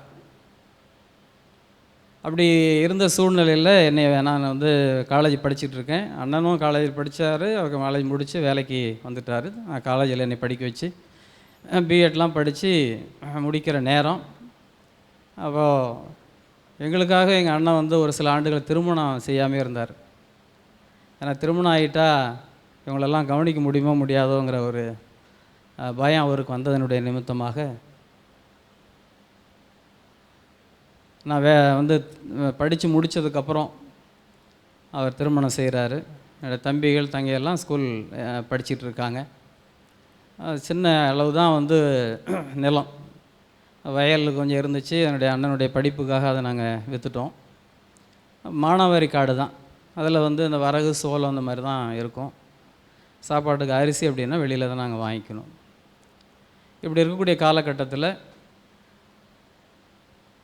திருமணம் அண்ணனுக்கு ஆயிட்டு அவர் ஒரு மாதத்தில் என்கிட்ட சொல்கிறாரு, இனிமேல் என்னுடைய குடும்பத்தை பார்க்க வேண்டிய கட்டாயத்தில் நான் இருக்கிறேன், அதனால் நீ குடும்பத்தை பார்த்துக்கோ, தம்பி தங்கச்சியெல்லாம் இந்த மாதிரி நீ தான் பார்க்கணும், என்னால் எந்த உதவியும் உங்களுக்கு செய்ய முடியாது அப்படின்னு சொல்கிறாரு.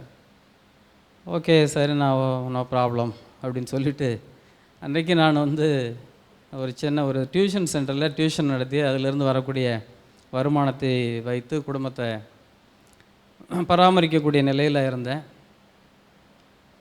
அதுக்கப்புறம் எனக்கு டீச்சர் வேலை கிடைக்குது. ஒரு சில ஆண்டுகள் கழித்து திருமணம் எனக்கு நடக்குது. திருமணத்துக்கு கடன் வாங்கி தான் திருமணம். அப்போது திருமணம் நடக்குது, அதை கடன் கட்ட வேண்டிய சூழ்நிலை இருக்கிறேன். திருமணத்தினுடைய அடுத்த நாள் என்னுடைய அண்ணன் வந்து என்னுடைய மனைவியும் என்னையும் வைத்துக்கொண்டு, வீட்டுக்கு உனக்கு உன்னுடைய படிப்புக்கு இவ்வளவு செலவு பண்ணியிருக்கேன், குடும்பத்துக்கு இவ்வளவு செலவு பண்ணியிருக்கேன், உங்களுக்கு அக்கா தம்பிகளுக்கெல்லாம் செலவுகள் இருக்குது, இதை நீ தான் அடைக்கணும் அப்படின்னு சொல்லிவிட்டு, இந்த பேங்க்கில் இதெல்லாம் லோன் வாங்கியிருக்கிறேன், இந்த லோனு, அதனால் இதை நீ அடைச்சிரு அப்படின்னு சொல்லி இந்த பேங்க் அட்டைகளை கொண்டாந்து எங்கிட்ட கொடுக்குறாரு. திருமணமான அடுத்த நாளே என் மனைவிக்கு நான் கொடுக்குற பரிசு இதுதான். கடனுக்குள்ளாக அவளை கொண்டு போகிறேன்.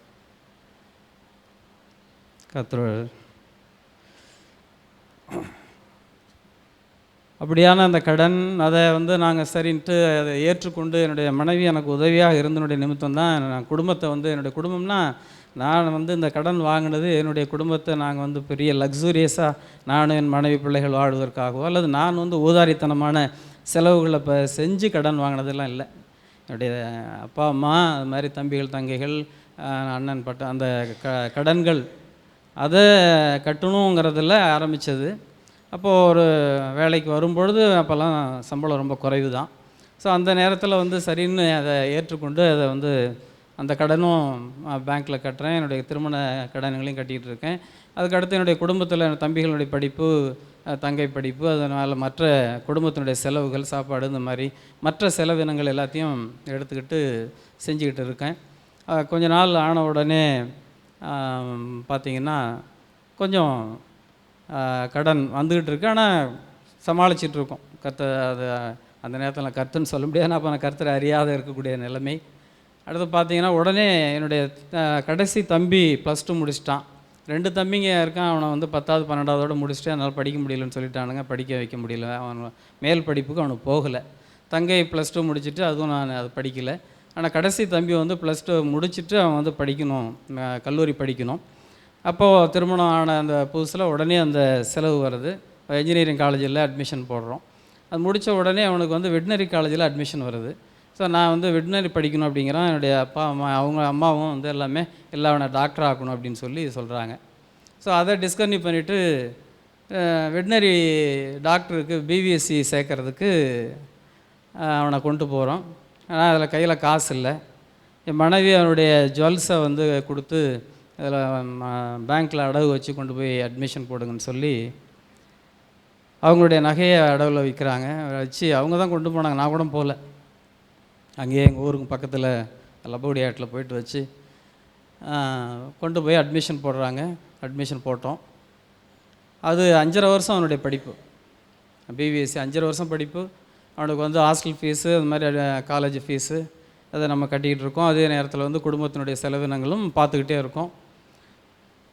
அதுக்கு அடுத்தது கொஞ்சம் நாள் கழித்து நாங்கள் கரூரில் இங்கே வந்து நாங்கள் அந்த டைமில் அங்கே கழனிவாசலுங்கிறது என்னுடைய ஊர். இங்கேருந்து ஏறக்குறைய வந்து ஒரு 200 கிலோமீட்டர் போகணும் பார்த்துங்க.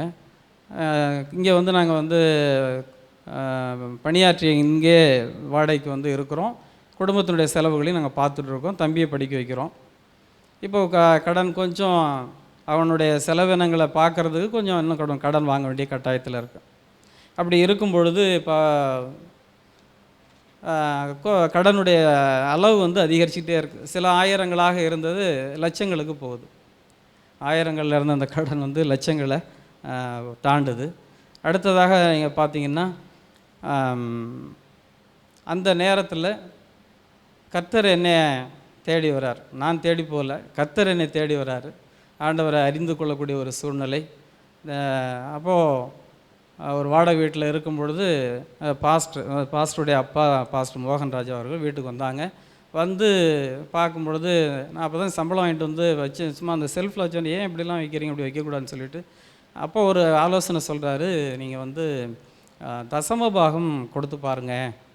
இது வந்து ஒரு ஆலோசனை தான், இது கட்டாயம் கிடையாது. நான் சொல்கிறேன், தசம பாகம் கொடுத்தீங்கன்னா கர்த்தர் உங்களை ஆசீர்வதிப்பார் அப்படின்னாரு. அந்த நேரத்தில் அதை நான் ஏற்றுக்கொண்டு அந்த நேரத்திலேருந்து தசம பாகத்தை வாங்கக்கூடிய சம்பளத்திலேருந்து 10ல் ஒரு பகுதியை எடுத்து வச்சு கொடுக்க ஆரம்பித்தோம்.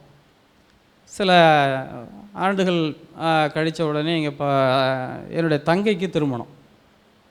கடைசி தங்கை, மூத்த தங்கை எங்கள் அண்ணன் இருக்கும்போதே ஒரு திருமணம் செஞ்சு கொடுத்தாரு. கடைசி தங்கைக்கு திருமணம் செய்யணும். அப்போது அதையெல்லாம் நான் தான் செய்ய வேண்டிய கட்டாயத்தில் இருக்கிறேன். அந்த நேரத்தில் என்னுடைய அண்ணன் கொஞ்சம் உதவியை செய்தார், கர்த்தருக்கு ஸ்தோத்திரம். அப்போ பெருவாரியான செலவுகளை செய்கிறதுக்கு அந்த நேரத்தில் கடன் வாங்குகிறேன். அப்போது அந்த கடனும் வாங்கி இதுக்கான வட்டிகளை கட்டிக்கிட்டு இருக்கோம். இடையில் வந்து ஹவுசிங் போர்டில் ஒரு வீடு வாடகை திட்டம், மாதாந்திர வாடகை திட்டங்கிறதுல வந்து வருது. அதை வந்து நாங்கள் அப்ளை பண்ணியிருந்தோம். அது வீடு கிடைக்குது. அந்த நேரத்தில் நண்பர்கள் மற்றவங்களாம் இருந்தவங்க, ஹவுசிங் போர்டு வந்து டிபார்ட்மெண்ட் லோன் போட்டோம்னா மாதம் மாதம் வந்து உங்களுக்கு சம்பளத்தில் பிடித்தமாகும், அதை நீங்கள் கணக்கு போட்டு பார்த்தீங்கன்னா உங்களுக்கு வந்து வாடகை கொடுக்கறத விட ஒரு சில நூறுகள் தான் அதிகமாக இருக்கும்னு சொல்லி சொன்னாங்க. பார்க்கும்பொழுது அப்படி தான் இருந்துச்சு. ஸோ அதை வாங்கி சொந்த வீட்டுக்கு இங்கே காந்திகிராமத்தில் வந்தோம். இருந்தாலும் வந்து வாங்கக்கூடிய அந்த கடனுக்கு வட்டிகளும் கட்டிக்கிட்டு இருக்கோம், கடனும் அதிகரிச்சிக்கிட்டு இருக்கு. இந்த நேரத்தில் பல என்னுடைய என்னோட இணைஞ்சு வேலை செஞ்சவங்க, அவங்க மூலமாகவும் கடன் வாங்கி ஃபைனான்ஸ் மூலம் வந்து வட்டி கொடுத்துட்ருக்கேன். அப்போ ஃபைனான்ஸ் வட்டின்னு பார்த்தீங்கன்னா உங்களுக்குலாம் தெரியும், ₹3 இந்த மாதிரி 2.40 இப்படிலாம் இருந்துச்சு. ஸோ அதனுடைய கடன் வந்து அதிகரிச்சுக்கிட்டே போகுது.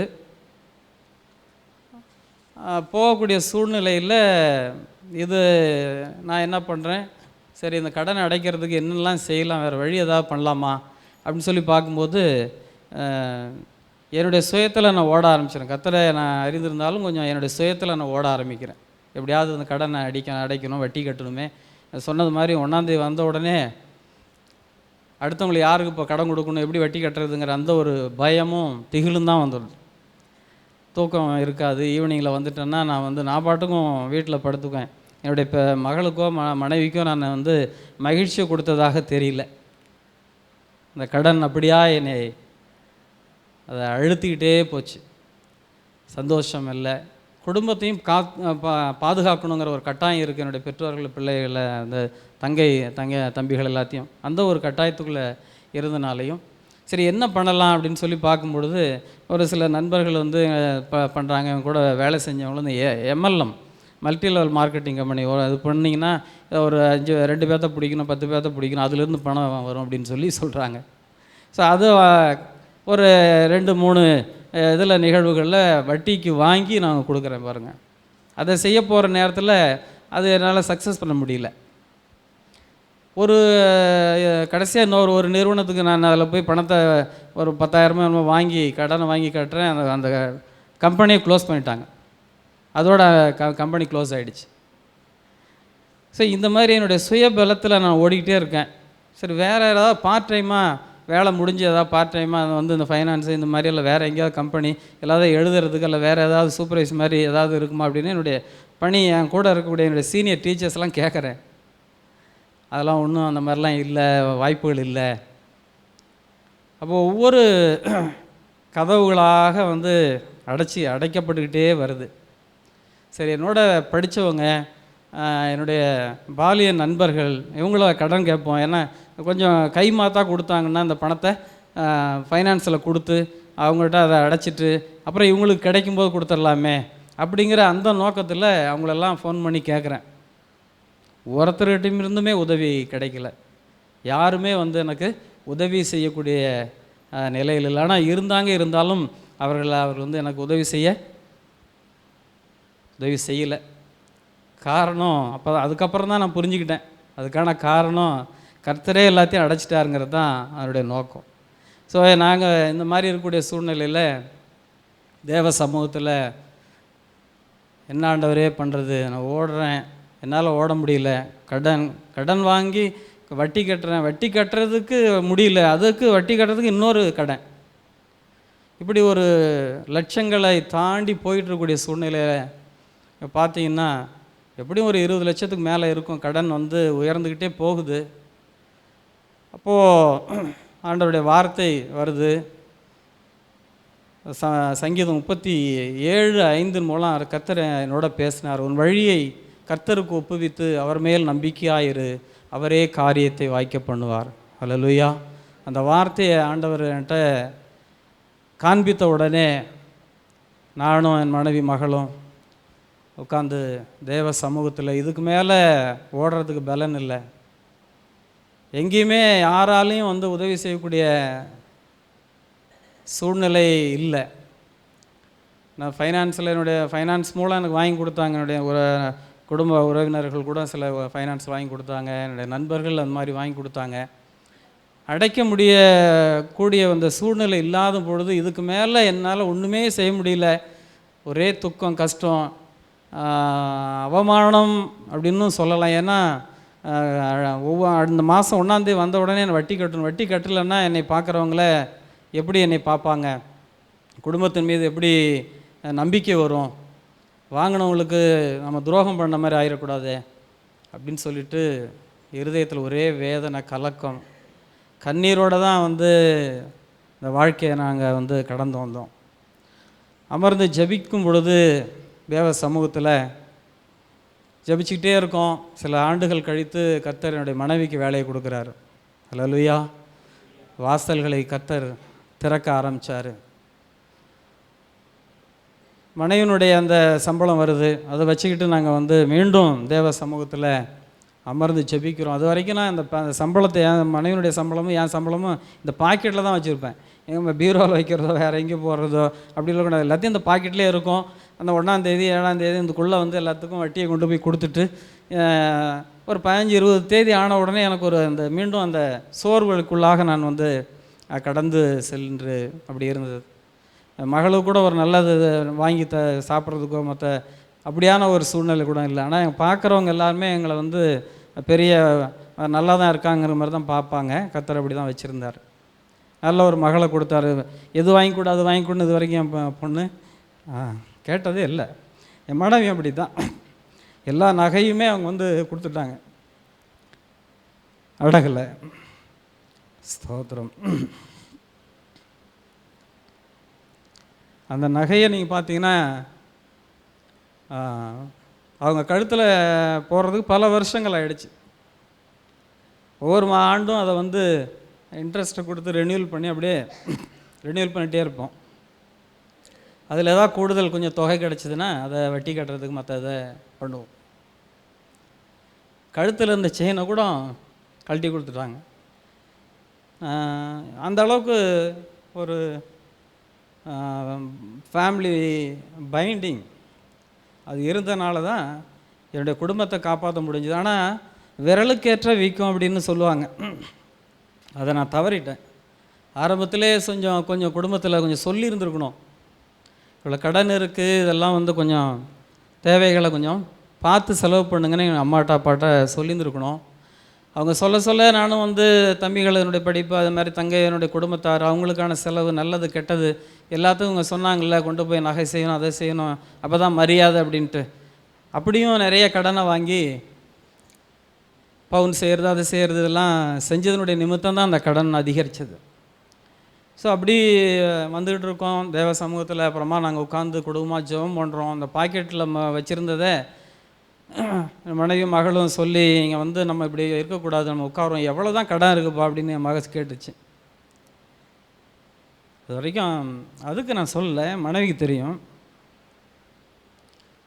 உட்காந்து பேப்பரில் வரிசையாக பேர் எழுதுகிறோம். அது ஒரு 15-20 பேர் வருது.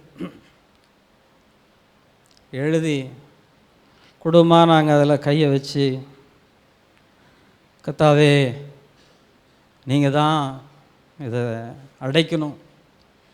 சுயத்தில் ஓடி பார்த்துட்டேன், எல்லாம் பொத்தலான போட்ட பணமாயிடுச்சு. ஆண்டவரே ஞானத்தை தாருங்க, வாசல்களை திறந்து தாருங்கன்னு சொல்லி அவருடைய சமூகத்தில் ஒப்படைச்சோம். ஓடி பார்த்தேன், ஓட முடியல, சுயபலத்தால் ஓடி பார்த்தேன், ஓட முடியலன்னு ஒரு பரிசுத்தவான் பாடியிருக்காரு. அது மாதிரி சுயபலத்தால் ஓடி பார்த்து ஒன்றும் ஓட முடியல, ஆண்டவரே இனிமேல் நீங்கள் தான் சரண்டர் பண்ணுறோம் கம்ப்ளீட்டாக அப்படின்னு சொல்லி தேவ சமூகத்தில் முழுமையாக எங்களை வந்து ஒப்பு கொடுத்த நிமித்தம் ஆண்டவர் வார்த்தைகளை சொல்கிறாரு. இங்கே சர்ச்சில் நமக்கு வந்த வார்த்தை தான் வாக்குத்தத்தம். பரலோகத்தின் தேவனானவர் காரியங்களை கைகூடி வர செய்வார்.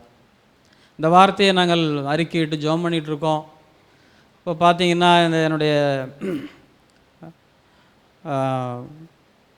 ஜிபிஎஃப், அதாவது சேம நிதல நிதின்னு சொல்லி நாங்கள் ஒரு அமௌண்ட்டை வந்து கவர்மெண்ட்டுக்கு செலுத்தணும். ஸோ அதிலிருந்து ஒரு 6 மாதத்துக்கு ஒரு முறை கடனாக பெறலாம். அதை கொஞ்சம் வாங்கி வட்டியை கட்டுறேன். சரண்டர் லீவ் ஒரு வருஷத்துக்கு ஒரு 15 நாள் சரண்டர் லீவ் போடுவோம். அதை வாங்கி கொஞ்சம் வட்டியை கட்டிகிட்டு இருக்கோம். அதுக்கப்புறம் பார்த்தீங்கன்னா திருப்தி சொசைட்டின்னு ஒன்று இருக்குது, அந்த ஊழியர்களுக்கான நல்ல சங்கம் அப்படின்னு. அதில் கொஞ்சம் வாங்கலாங்க அப்படின்னு சொன்னாங்க. அதில் வந்து சேலரியில் பிடிச்சிக்கலாம் அப்படின்னு சொன்னாங்க. ஸோ அதில் வாங்கி சேலரி மூலம் அது டிடக்ஷன் ஆகிட்டுருக்கு. இப்போ இப்படியே கொஞ்சம் கொஞ்சமாக கர்த்தர் வாசல்களை திறந்து தந்து கொஞ்சம் கடன்களை, அதாவது வட்டிகளை அடைக்கக்கூடிய சூழ்நிலை. அப்பொழுதும் கடன் இருந்துக்கிட்டே இருந்துச்சு. ஒருத்தர்கிட்ட வாங்கி இன்னொருத்தர்கிட்ட நம்ம கொடுத்து அப்படியே ரொட்டேஷன் பண்ணிக்கிட்டே தான் இருந்தேன். ஆனால் இந்த வழிகள் தேவன் திறக்கக்கூடிய சூழ்நிலையில் ஆண்டவர் மீண்டுமா எங்களோட பேசுகிறாரு. அப்போவே நாங்கள் தசம பாகங்கிறத சரியாக நான் செலுத்திக்கிட்டு இருந்தேன். அப்போது ஆண்டவருடைய வார்த்தை, உனக்கு வரக்கூடிய எல்லா வருமானத்தின் எல்லாவற்றிலும் நீ வந்து தசம பாகம் கொடுன்னு சொல்லி எனக்கு உணர்வை கொடுத்தாரு. அப்படின்னா இந்த டிஏ அரியர் ஏதாவது வந்ததுன்னா அதுலேயும் தசம பாகம். நான் ஏதாவது பேப்பர் வேல்யூவேஷன் போகிறேன், வேறு ஏதாவது வந்து எக்ஸாம் சூப்பர்விஷன் டியூட்டி போகிறேன், அதில் ஏதாவது வருமானம் தான் அதில் தசம பாகம் கொடுக்கணுன்ட்டு அந்த உண்மையாக கொடுக்கக்கூடிய அந்த இருதயத்தை எனக்கு தந்தார். அடுத்து பார்த்திங்கன்னா ஆண்டவர் தேவனுடைய வார்த்தைகள் நம்மோடு பேசப்பட்டது.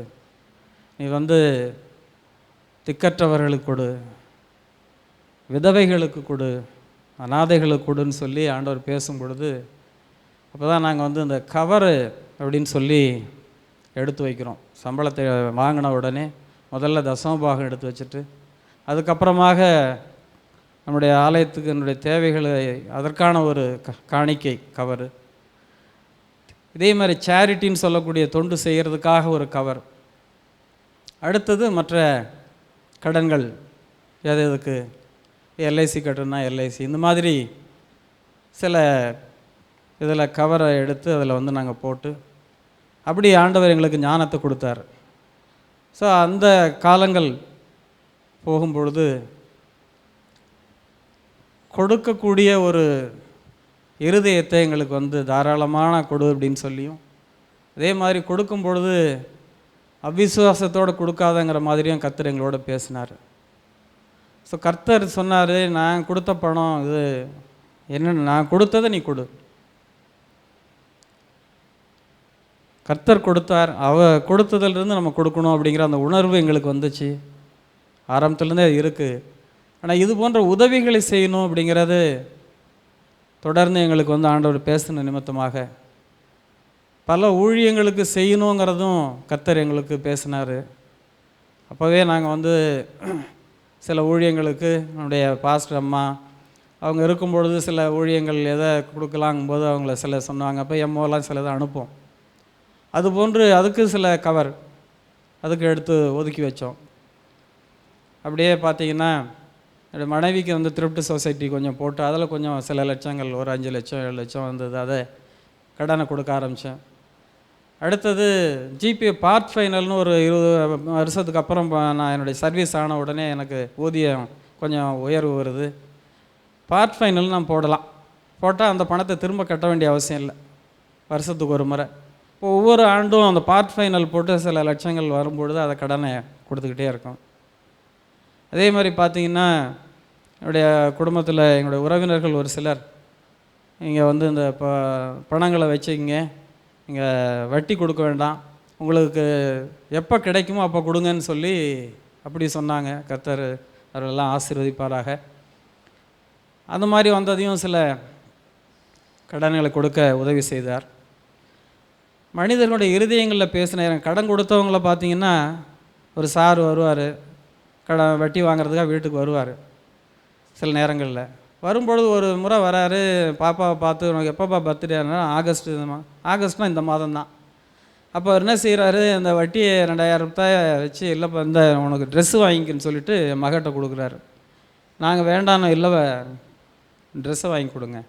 இது இதுக்கு முன்னாடி தேவ சமூகத்தில் உட்காந்து நாங்கள் ஜெபித்து ஆண்டவர்கிட்ட முழுமையாக நாங்கள் எப்போ சரண்டர் ஆகணுமோ அந்த மாதிரி. ஒரு வட்டி வாங்குறவர் அந்த பணத்தை கொடுப்பாரா பாருங்கள். ஆண்டவர் அவருடைய இருதயங்களில் பேசி நாங்கள் அந்த பணம் அவருக்கு திருப்பி கொடுக்குற வரைக்கும் ஒரு 2-3 ஆண்டுகள் அவரே நினைவு வச்சுருந்து மகளினுடைய அந்த ஆகஸ்ட் மாதம் வரும்பொழுது பிள்ளைகிட்ட நீ இந்த வச்சுக்கோ அப்படின்னு சொல்லி கொடுத்துட்டு போனவர். அவர் ஒரு காலகட்டத்தில் நான் ஒரு வீட்டில் ஒருத்தர்கிட்ட நான் வட்டிக்கு கொடுத்துக்கிட்டு இருந்ததை என்னை பார்த்து அவரே குறைச்சலான வட்டிக்கு நான் தரேன், நீங்கள் படுற கஷ்டத்தை எனக்கு நான் பார்க்குறேன் அப்படின்னு சொல்லி அவருடைய இருதயத்தில் பேசி அப்படிலாம் கடனை கொடுத்தும் கடனை அடைக்கிறதுக்கும் கர்த்தர் கிருபை செய்தார்.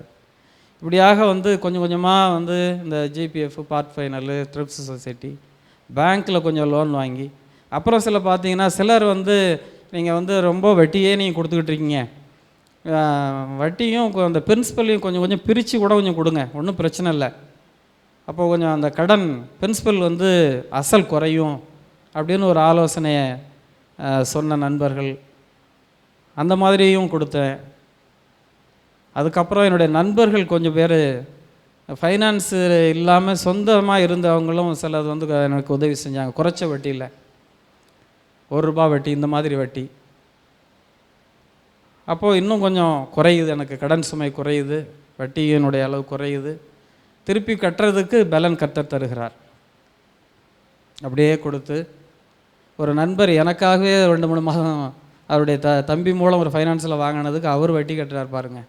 நான் கொஞ்சம் கஷ்டமாக இருக்குது, 2 மாதம் கழித்து நான் தரேன்னே, ஒன்றும் பிரச்சனை இல்லை அப்புறம் கொடுத்துக்கலான்னாரு.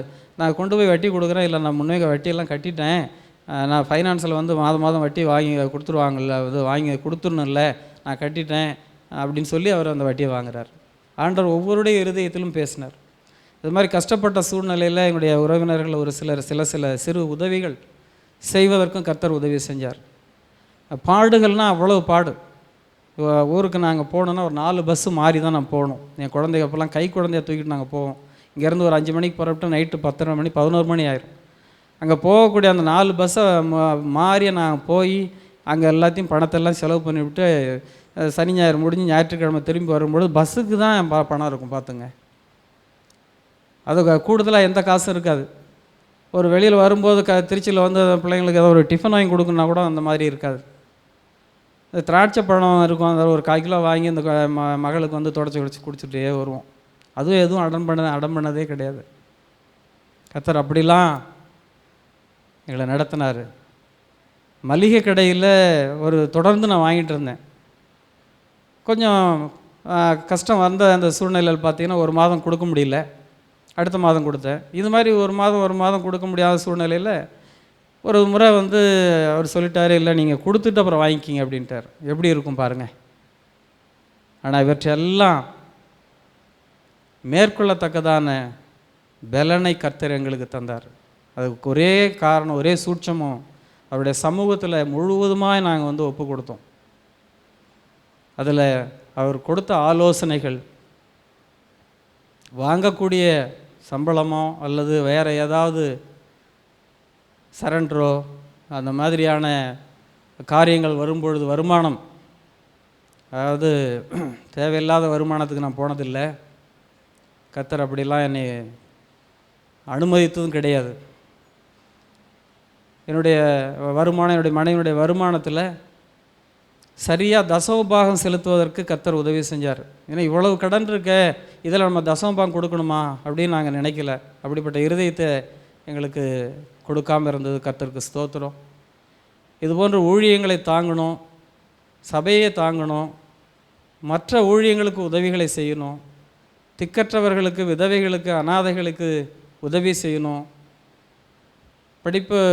படிக்க முடியாத குழந்தைகள் யாராக இருந்தாங்கன்னா அவங்களுக்கு உதவி செய்யணும். இது போன்ற வாஞ்சைகள் எங்களுடைய இருதயத்துக்குள்ளாக ஆண்டவர் கொடுத்துக்கிட்டே இருந்தார். அதையெல்லாம் செய்வதற்கும் கர்த்தர் பலன் தந்தார். அவர் எங்களுக்கு கொடுத்ததிலிருந்து நாங்கள் கொடுத்தோம். கடைசியாக நீங்கள் பார்த்தீங்கன்னா ரிட்டையர்மெண்ட் 58 வயது, 58 வயசு வரைக்குமே கடன் இருக்குது. ஆனால் கர்த்தர் 2 ஆண்டு அதை கூடுதலாக ஆக்கினார். அது எல்லாத்துக்கும் தான். ஆனால் என்னை பொறுத்தளவில் அது ஒரு பெரிய ஒரு ஆசீர்வாதம். அந்த 58ஓட ஏறக்குறைய எல்லா கடனையும் கட்டி முடிக்கத்தக்கதான கிருபையை கர்த்தர் எங்களுக்கு தந்தார். ரிட்டையர்மெண்ட் ஆனேன். என்னுடைய மனைவியினுடைய திருப்தி சொசைட்டியில் மட்டும் கொஞ்சம் பணம் இருந்துச்சு, அதையும் கட்டிட்டேன். எனவே கடன் இல்லாத வாழ்க்கையை நம்ம சொல்லிகிட்டு இருக்கோம், அது மட்டும் அதில் இருக்க ஒரு உறுத்தல் இருந்துக்கிட்டே இருந்துச்சு.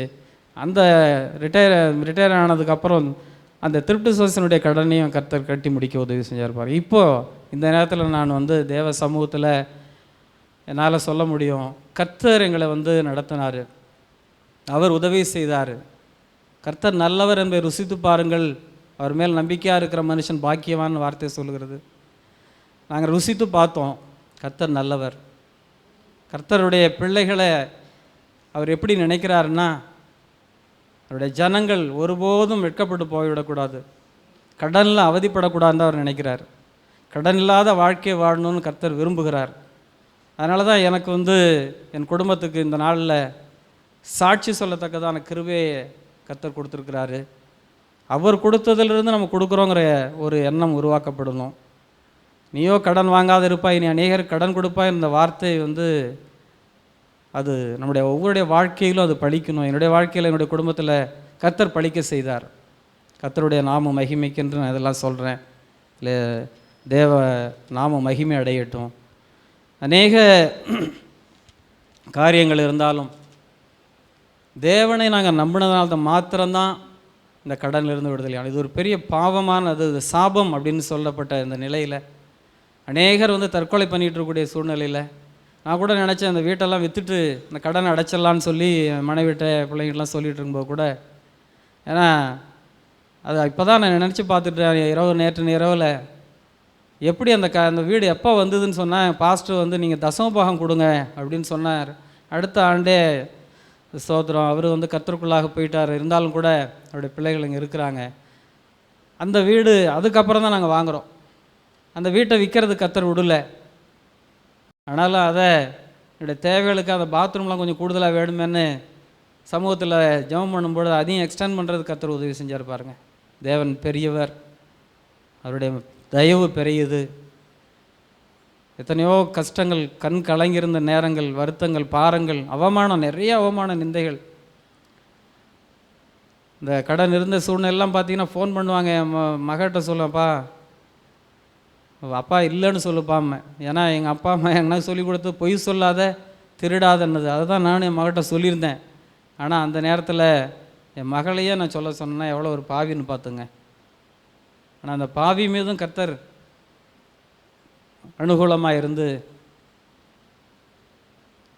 நீ இனி சுமக்க வேண்டாம்ப்பா, நான் சுமக்கிறேன், நீ என்கிட்ட வா, முழுமையாக என்னை நம்புன்னு சொல்லி நாங்கள் எப்போ முழுமையாக நாங்கள் வந்து சரண்டர் ஆனோமோ அந்த நேரத்தில் தான் கர்த்தர் என்னை விடுதலை ஆக்கினார், குடும்பத்தை விடுதலை ஆக்கினார். கர்த்தருடைய நாம மகிமைக்கென்று இந்த நேரத்தில் ஒரு கடனும் இல்லாமல் இந்த நேரத்தில் எங்களை வந்து திருப்தியாய் நடத்தி கொண்டு இருக்கிற தேவனுக்கு ஸ்தோத்திரங்களை எடுக்கிறோம். இன்னும் அவருடைய நாம மகிமை அடையட்டும். ஸ்தோத்திரம். ஹல்லேலூயா, ஆமென். ஹல்லேலூயா, ஹல்லேலூயா. எஸ், கடன் மிகப்பெரிய ஒரு பாரமாக இருக்குது. ஸ்லைடு மாற்றுங்கப்பா, வசனத்துக்கு வாங்க. வசனத்துக்கு யாராவது கடந்து போவோம். உபாகமம் 28ஆம் அதிகாரம் 12ஆம் வசனத்தை நான் வாசித்து அப்படியே நம்ம உள்ளே கடந்து போவோம். ஸ்தோத்திரம், ஸ்தோத்திரம். வாசிங்க. ஏற்ற காலத்தில் உன் தேசத்திலே மழை பெய்யவும், ஏற்ற காலத்திலே உன் தேசத்திலே மழை பெய்யவும், நீ கையிட்டு செய்யும் வேலைகளை எல்லாம் ஆசீர்வதிக்கவும், நீ கையிட்டு செய்யும் எல்லா வேலையிலும் எப்படியா உன்னை ஆசீர்வதிக்கவும். நல்லா கவனிங்க மக்களே, தேவன் நமக்கு நல்ல வேலையை தந்திருக்கிறார்.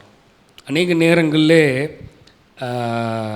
சூழ்நிலை நிமித்தமாக கடன் வாங்கினவர்களும் உண்டு. அதிக ஆசைப்பட்டு கடன் வாங்கினவர்களும் உண்டு. சில நேரங்களில் நம்ம கடன் வாங்காமல் மற்றவனுடைய கடனெல்லாம் நம்ம அடைக்க வேண்டியதாக இருக்குது. சில நேரங்களில் நாம் ஞானமாய் செயல்பட்டு தான் ஆகணும், வேறு வழியே இல்லை.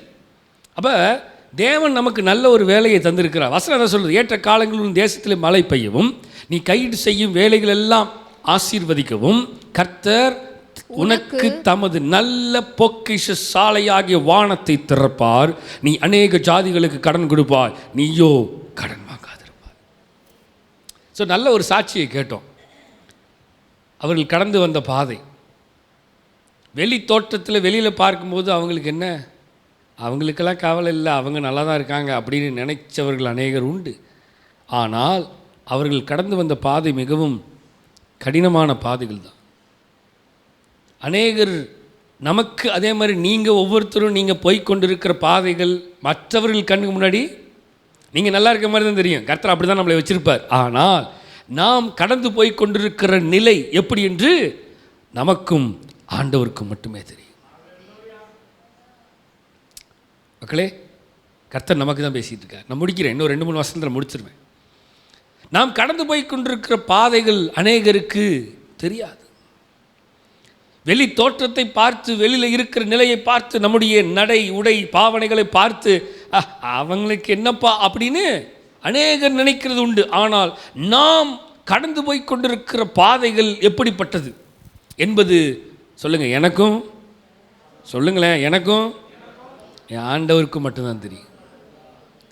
ஒருவேளை நீங்கள் கடன் பட்டிருந்தால் சீக்கிரத்தில் எல்லா கடன்களையும் ஆண்டவர் அடைக்கிறதுக்கு கர்த்தர் உதவி செய்வாராக. ஹல்லேலூயா, ஹல்லேலூயா. இதே மாதிரி நீங்களும் சாட்சி சொல்லணும். ஹல்லேலூயா. கர்த்தர் நம்ம மத்தியில் சாட்சிகளை நிலைநிறுத்திருக்கிறார். நான் விசுவாசிக்கிறேன், இதே போல் ஒவ்வொரு குடும்பத்தையும் ஆண்டவர் சாட்சியாக நிறுத்தி இதே இடத்துல வந்து, பாஸ்டர் நானும் சாட்சி சொல்கிறேன், கர்த்தர் எங்களையும் இப்படியாக நடத்தினார் என்று ஒவ்வொரு குடும்பமும் ஐ ஆம் த டெஸ்டிமனி அப்படின்னு ஹல்லேலூயா ஜெபம் பண்ணுங்க. தேவ சமூகத்தில் தயவு செய்து நான் திரும்ப திரும்ப கேட்டுக்கொள்கிற காரியம் என்னவென்றால், அதிகமாக தேவ சமூகத்தில் அமருங்க. நீங்கள் கணக்கு போடுங்க, கணக்கு போட்டு எவ்வளோ கடன் இருக்குது எழுதுங்க, எழுதுங்க, எழுதி யார் யாருக்கு எவ்வளோ கடன் கொண்டு உட்காந்து குடும்பம் உட்காந்து கையை வச்சு, என்னது நான் சொல்கிறேன் விளையாட்டுக்கு சொல்லலை, செஞ்சு பாருங்க. ஆண்டவரே இவ்வளவு கடன்கள் இருக்கிறது, இத்தனை மனிதர்களுக்கு அடைக்கணும், இவ்வளவு இருக்குது, சீக்கிரத்தில் அடைக்கிறதுக்கு உதவி செய்யுங்க, சீக்கிரம் வழிவாசலை தரங்க ஆண்டவரே, ஏற்ற காலத்தில் உன் தேசத்திலே மழை பெய்யவும், நீ கையிட்டு செய்யும் வேலைகள் எல்லாம் ஆசீர்வதி. கர்த்தர் என்ன சொல்ல, என்ன வசனம் சொல்லுது, நல்ல பொக்கிஷ சாலைகளை திறந்து. ஹல்லேலூயா. மக்களே ஜெபம் பண்ணுங்க, ஆண்டவரே கொடுக்கணும் கொடுக்கணும் கொடுக்கணும் கொடுக்கணும். கர்த்தர் நிச்சயமாக சீக்கிரத்திலே கொடுக்க உதவி செய்வாராக. ஆமென். மாற்றுங்க வசனம், மாற்றுங்க. அடுத்து அடுத்து அடுத்து அடுத்த ஸ்லைடு மாற்றுங்க மாற்றுங்க மாற்றுங்க மாற்றுங்க மாற்றுங்க. அடுத்து அதுக்கு முன்னாடி வாங்க, முன்னாடி வசனம் வாங்க. சங்கீதம் 37க்கு வாங்க. சங்கீதம் 37 25 26 27 வசனம் பாருங்க. நான் இளைஞனாய் இருந்தேன், முதிர் வயது உள்ளவனும் ஆனேன். எப்படி? நான் இளைஞனாய் இருந்தேன், முதிர் வயது உள்ளவன் வரைக்கும் நான் கடந்து போய் கொண்டிருந்தேன். ஆனாலும் வசனத்தை நல்லா கவனிங்க மக்களே, நீதிமான் கைவிடப்பட்டதையும் அவன் சந்ததி அப்பத்துக்கு இறந்து திரிகிறதையும் நான் காணவில்லை. வசனம் அதுங்க, அவர் நித்தம் இறங்கி கடன் கொடுக்கிறான், அவன் சந்ததி ஆசீர்வதிவிடும். தீமையை விட்டு விலகி நன்மையை செய், என்றென்றைக்கும் நிலைத்திருப்பாய். வசனம் சொல்லுகிறது. முன்னாடி வாங்க, முன்னாடி வாங்க. எஸ், நான் இளைஞனாயிருந்தேன், முதிர் வயது உள்ளவனும் ஆனேன்.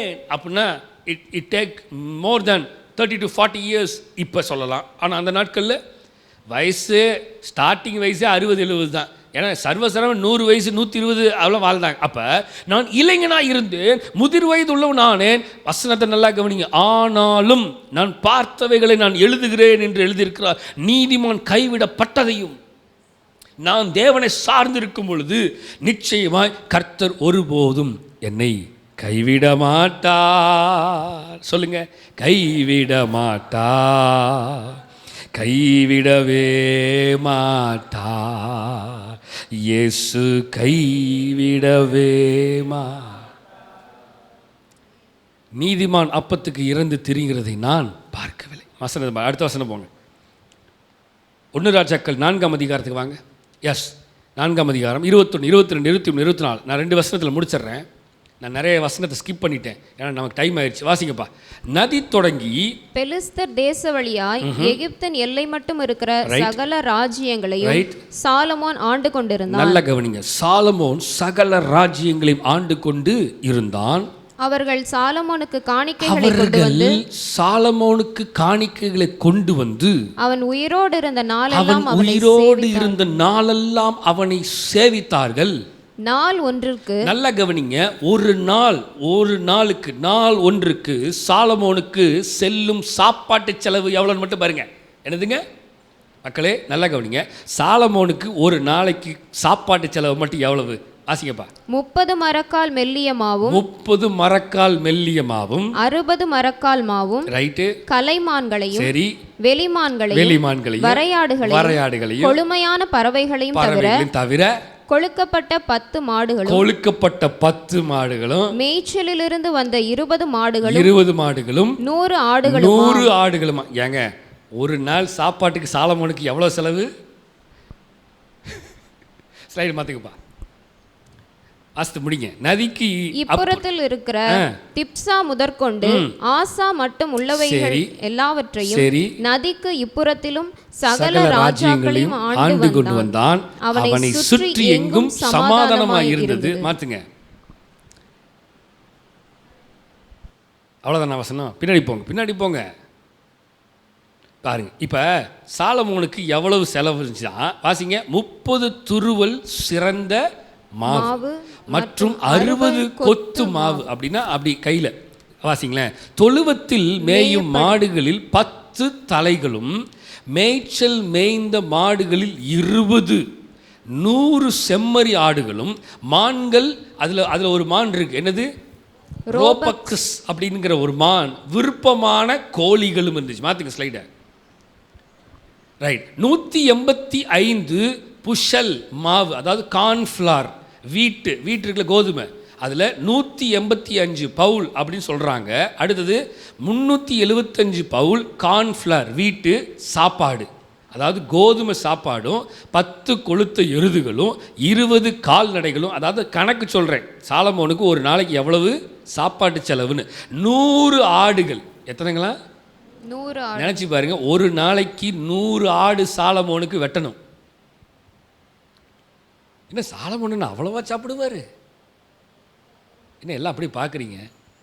சாலமோனுக்கு 100 ஆடு, 20 கால்நடைகள், 10 கொழுத்த எருதுகள், அப்புறம் மான், விண்மீன், ரொப்பக்கஸ் மற்றும் கோழி, ராஜாவின் மேஜைக்கு வந்த அனைவருக்கும். மாத்துங்க. சாலமோனுக்கு தனக்கும் தன் மேஜையில் உண்ணும் எல்லா மக்களுக்கும் உணவளிக்க ஒவ்வொரு நாளும் நிறைய உணவு தேவைப்பட்டது. மக்களே, சாலமோனுக்கு அப்படின்னு சொன்னா அவர் மட்டும் சாப்பிடலை, நீயோ கொடுக்கணும். சொல்லுங்க, என்னது? நீயோ. அப்போ சாலமோனுடைய மேஜைக்கு என்னெல்லாம் சாப்பாடு வருதோ அதெல்லாம் மற்றவர்களுக்கும் போகும். யாரையும் பாக பிரிவினையெல்லாம் அவர் வைக்கல. சாலமோனுடைய மேஜையில் என்னென்ன உணவு வருகிறதோ அது அனைத்தும் ஜனங்களுக்கு. நல்லா கவனிங்களேன். 195 மெல்லிய மாவு, 390 தானியங்கள், 10 மாடுகள் நல்ல தானியங்கள், 20 பசுக்கள், வயல்வெளிகள், 100 ஆடுகள், 3 வகையான மான்கள் மற்றும் கொழுத்த பறவைகள். இவைகள் அனைத்தும் சாலமோனுடைய மேஜைக்கு வருகிறது. எதற்கு தெரியுமா? சாலமோனை கர்த்தர் அந்த அளவுக்கு ஆசீர்வதிச்சு, நீ கடன் வாங்க மாட்ட, நீயோ எல்லா ஜனங்களுக்கும் கொடுத்து நிறைய சாப்பிட வைப்ப அப்படின்னு கர்த்தர் சொன்னார். அல்லேலூயா. மக்களை நல்லா கவனிங்க, இதுதான் கர்த்தருடைய ஆசீர்வாதம். கடைசி ஒரு வசனத்தை வாசித்து முடிக்கலாம்.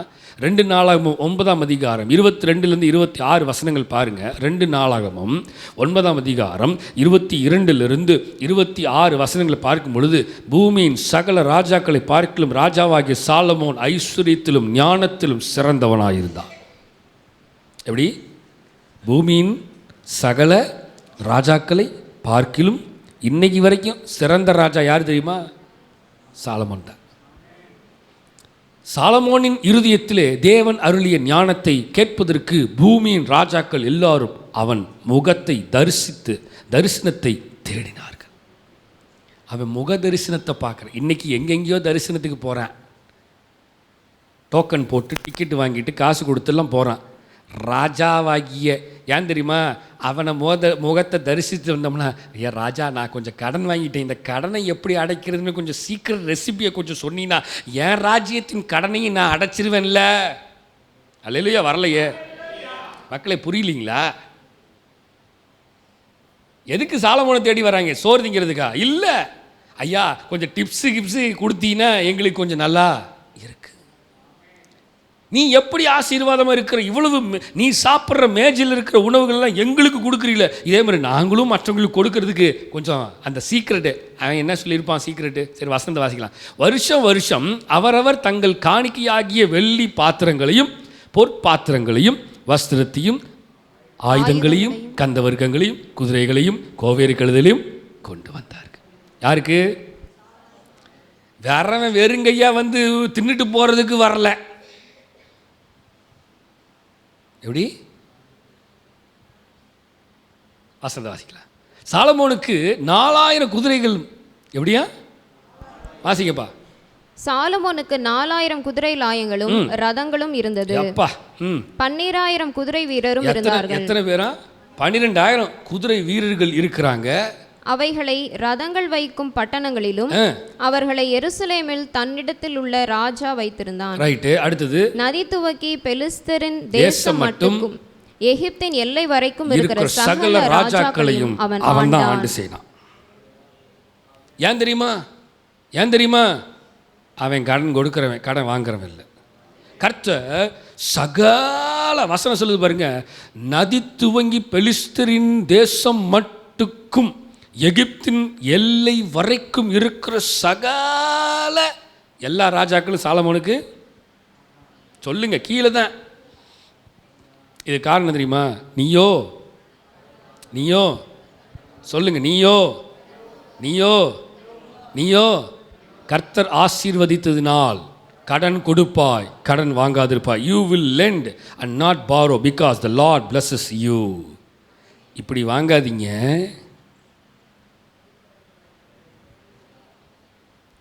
ஹல்லேலூயா, ஹல்லேலூயா. கர்த்தர் நம்மோடு பேசின வார்த்தை தான். கர்த்தர் உங்களை ஆசீர்வதிப்பாராக. ஆமென். இன்றைக்கு கர்த்தர் நம்மோடு பேசினது தான். தேவ சமூகத்தில் உட்காருங்க மக்களே. தேவ சமூகத்தில் சிட் பிஃபோர் காட்ஸ் ப்ரெசன்ஸ். வீட்டுக்கு போய் டைம் இருந்தால் உட்காந்து எழுதுங்க. நான் சொல்கிறத செஞ்சு பாருங்கள்.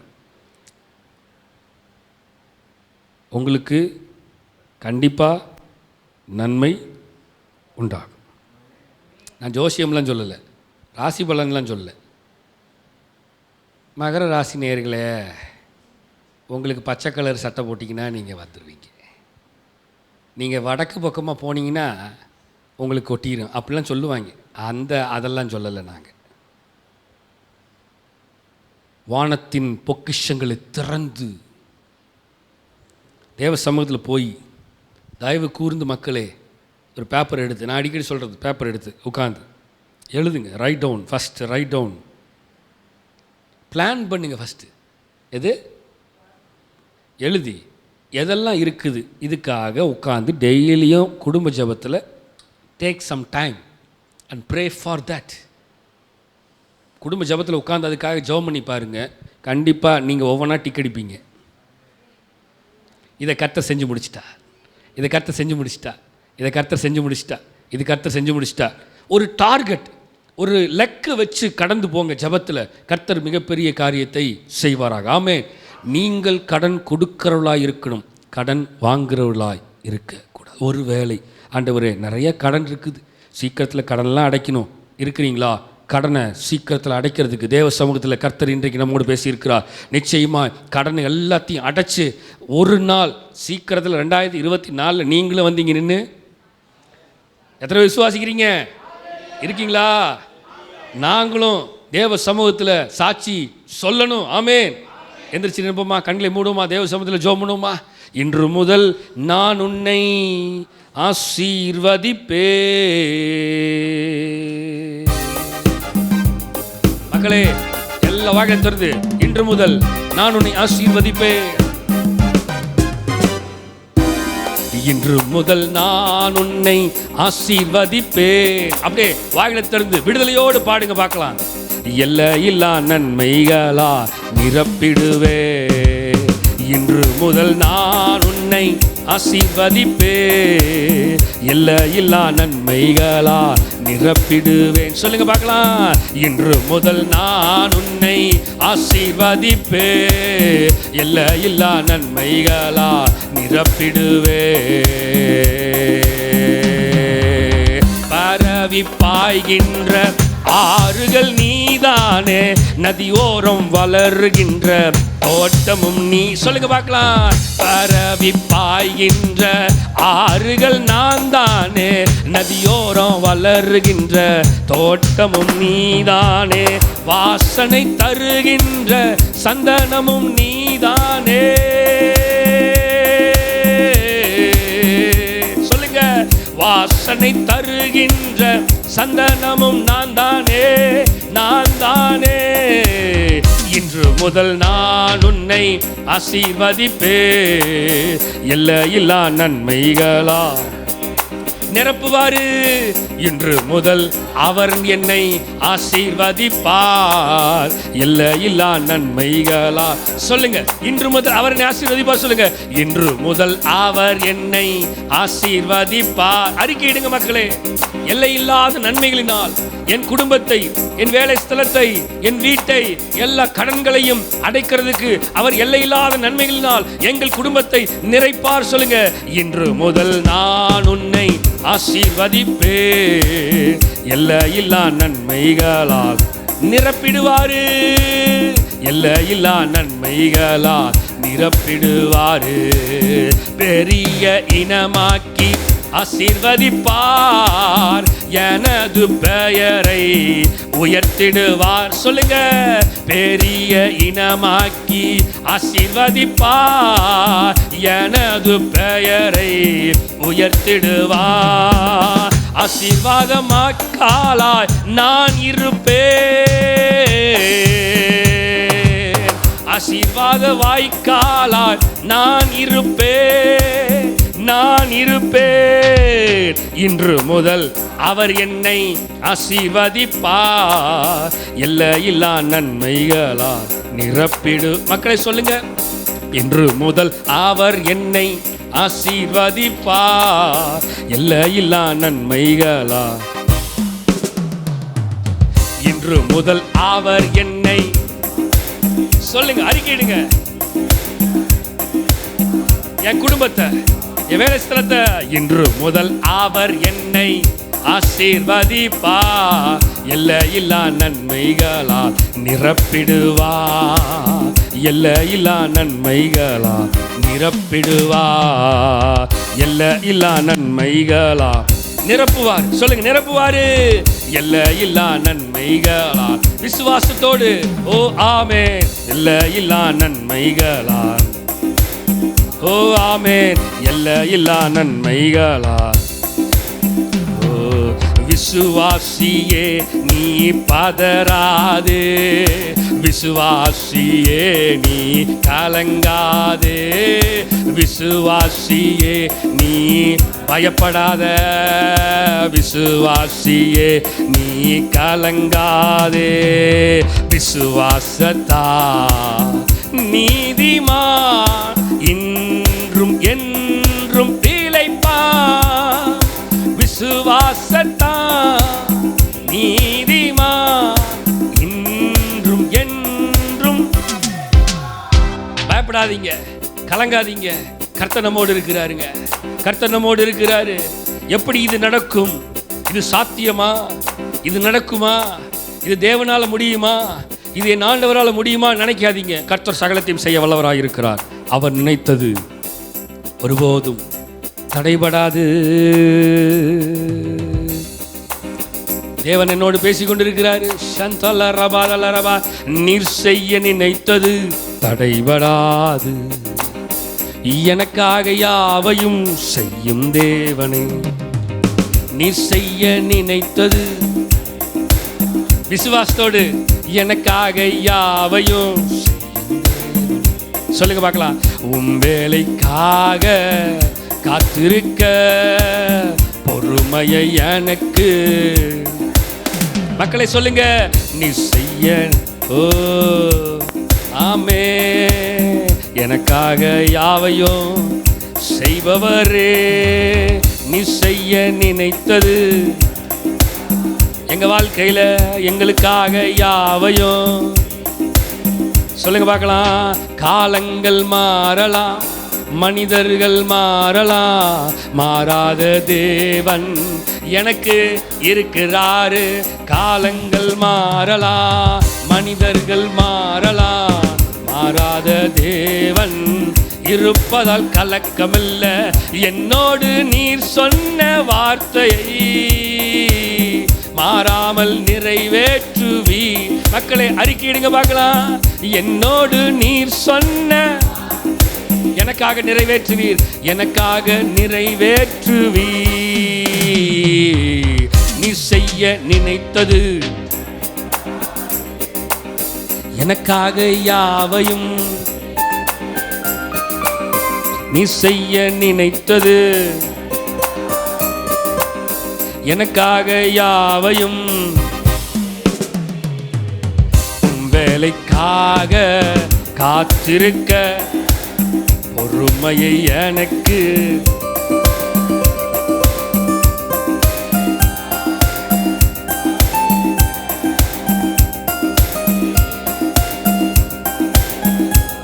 உன் வேலைக்காக அவருடைய வேலை வரணும், அவருடைய டைம் வரணும், அவருடைய டைம் வரணும்.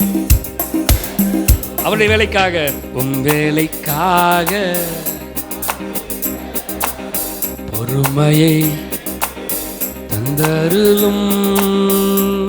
அவருடைய வேலைக்கு நான் காத்திருக்கிறப்பா, உம்முடைய வேலைக்கு நான் காத்திருக்கிறேன், உம்முடைய சமூகத்துக்காக நான் காத்திருக்கிறேன், உம்முடைய வேலைக்காக. உம்முடைய டைம் சொல்லுங்க, காட்ஸ் டைம் சொல்லுங்க மக்களே, சொல்லுங்க காட்ஸ் டைம்.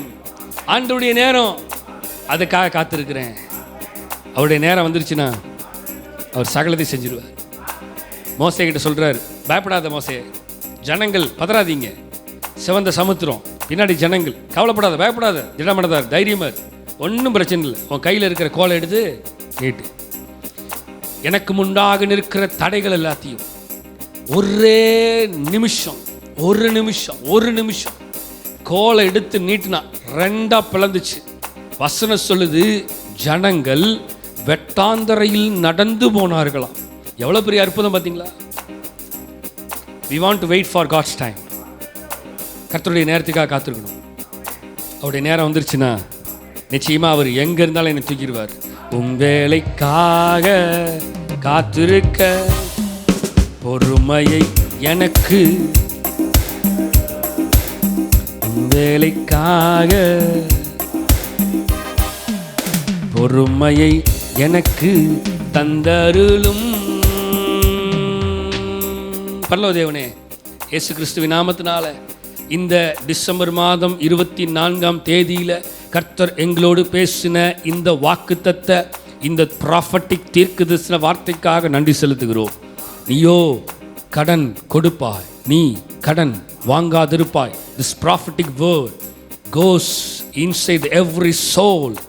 ஆண்டவரே, இந்த தீர்க்கதரிசன வார்த்தை ஒவ்வொரு இருதயத்துக்குள்ளேயும், ஒவ்வொரு ஆத்மாக்குள்ளேயும் கடந்து போய் ஊடுருவி கடந்து சென்று, ஆண்டவரே, ஒவ்வொரு குடும்பத்துக்குள்ளேயும் கடந்து போய், ஆண்டவரே, கிரியைகளை செய்து அற்புதங்களை செஞ்சு, ஆண்டவரே, கடன் பிரச்சனையிலிருந்து, கடன் பாரத்திலிருந்து, கடன் கவலையிலிருந்து இயேசுவின் நாமத்தினாலே, ஆண்டவரே, குழப்பத்தில் இருக்கிற ஜனங்களை இயேசுவின் நாமத்தினாலே விடுதலையை தருவீராக நாங்கள் வேண்டிக் கொள்கிறோம்.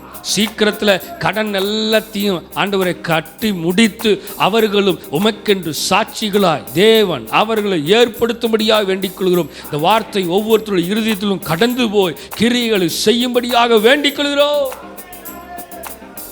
கரத்தில் ஒப்புக் கொடுக்கிறோம், தாழ்த்துகிறோம். நீர் ஆளுகை செய்து வழிநடத்துவீராக. எல்லா துதிக்கான மகிமை எல்லாம் உமக்கு ஒருவருக்கு மாத்திரமே செலுத்துகிறோம். மீட்பரும் ரட்சகருமாய இயேசு கிறிஸ்துவின் மூலம் ஜெபம் கேளும் எங்கள் ஜீவனுள்ள நல்ல பிதாவே, ஆமேன். என் ஆத்துமாவே கர்த்தரை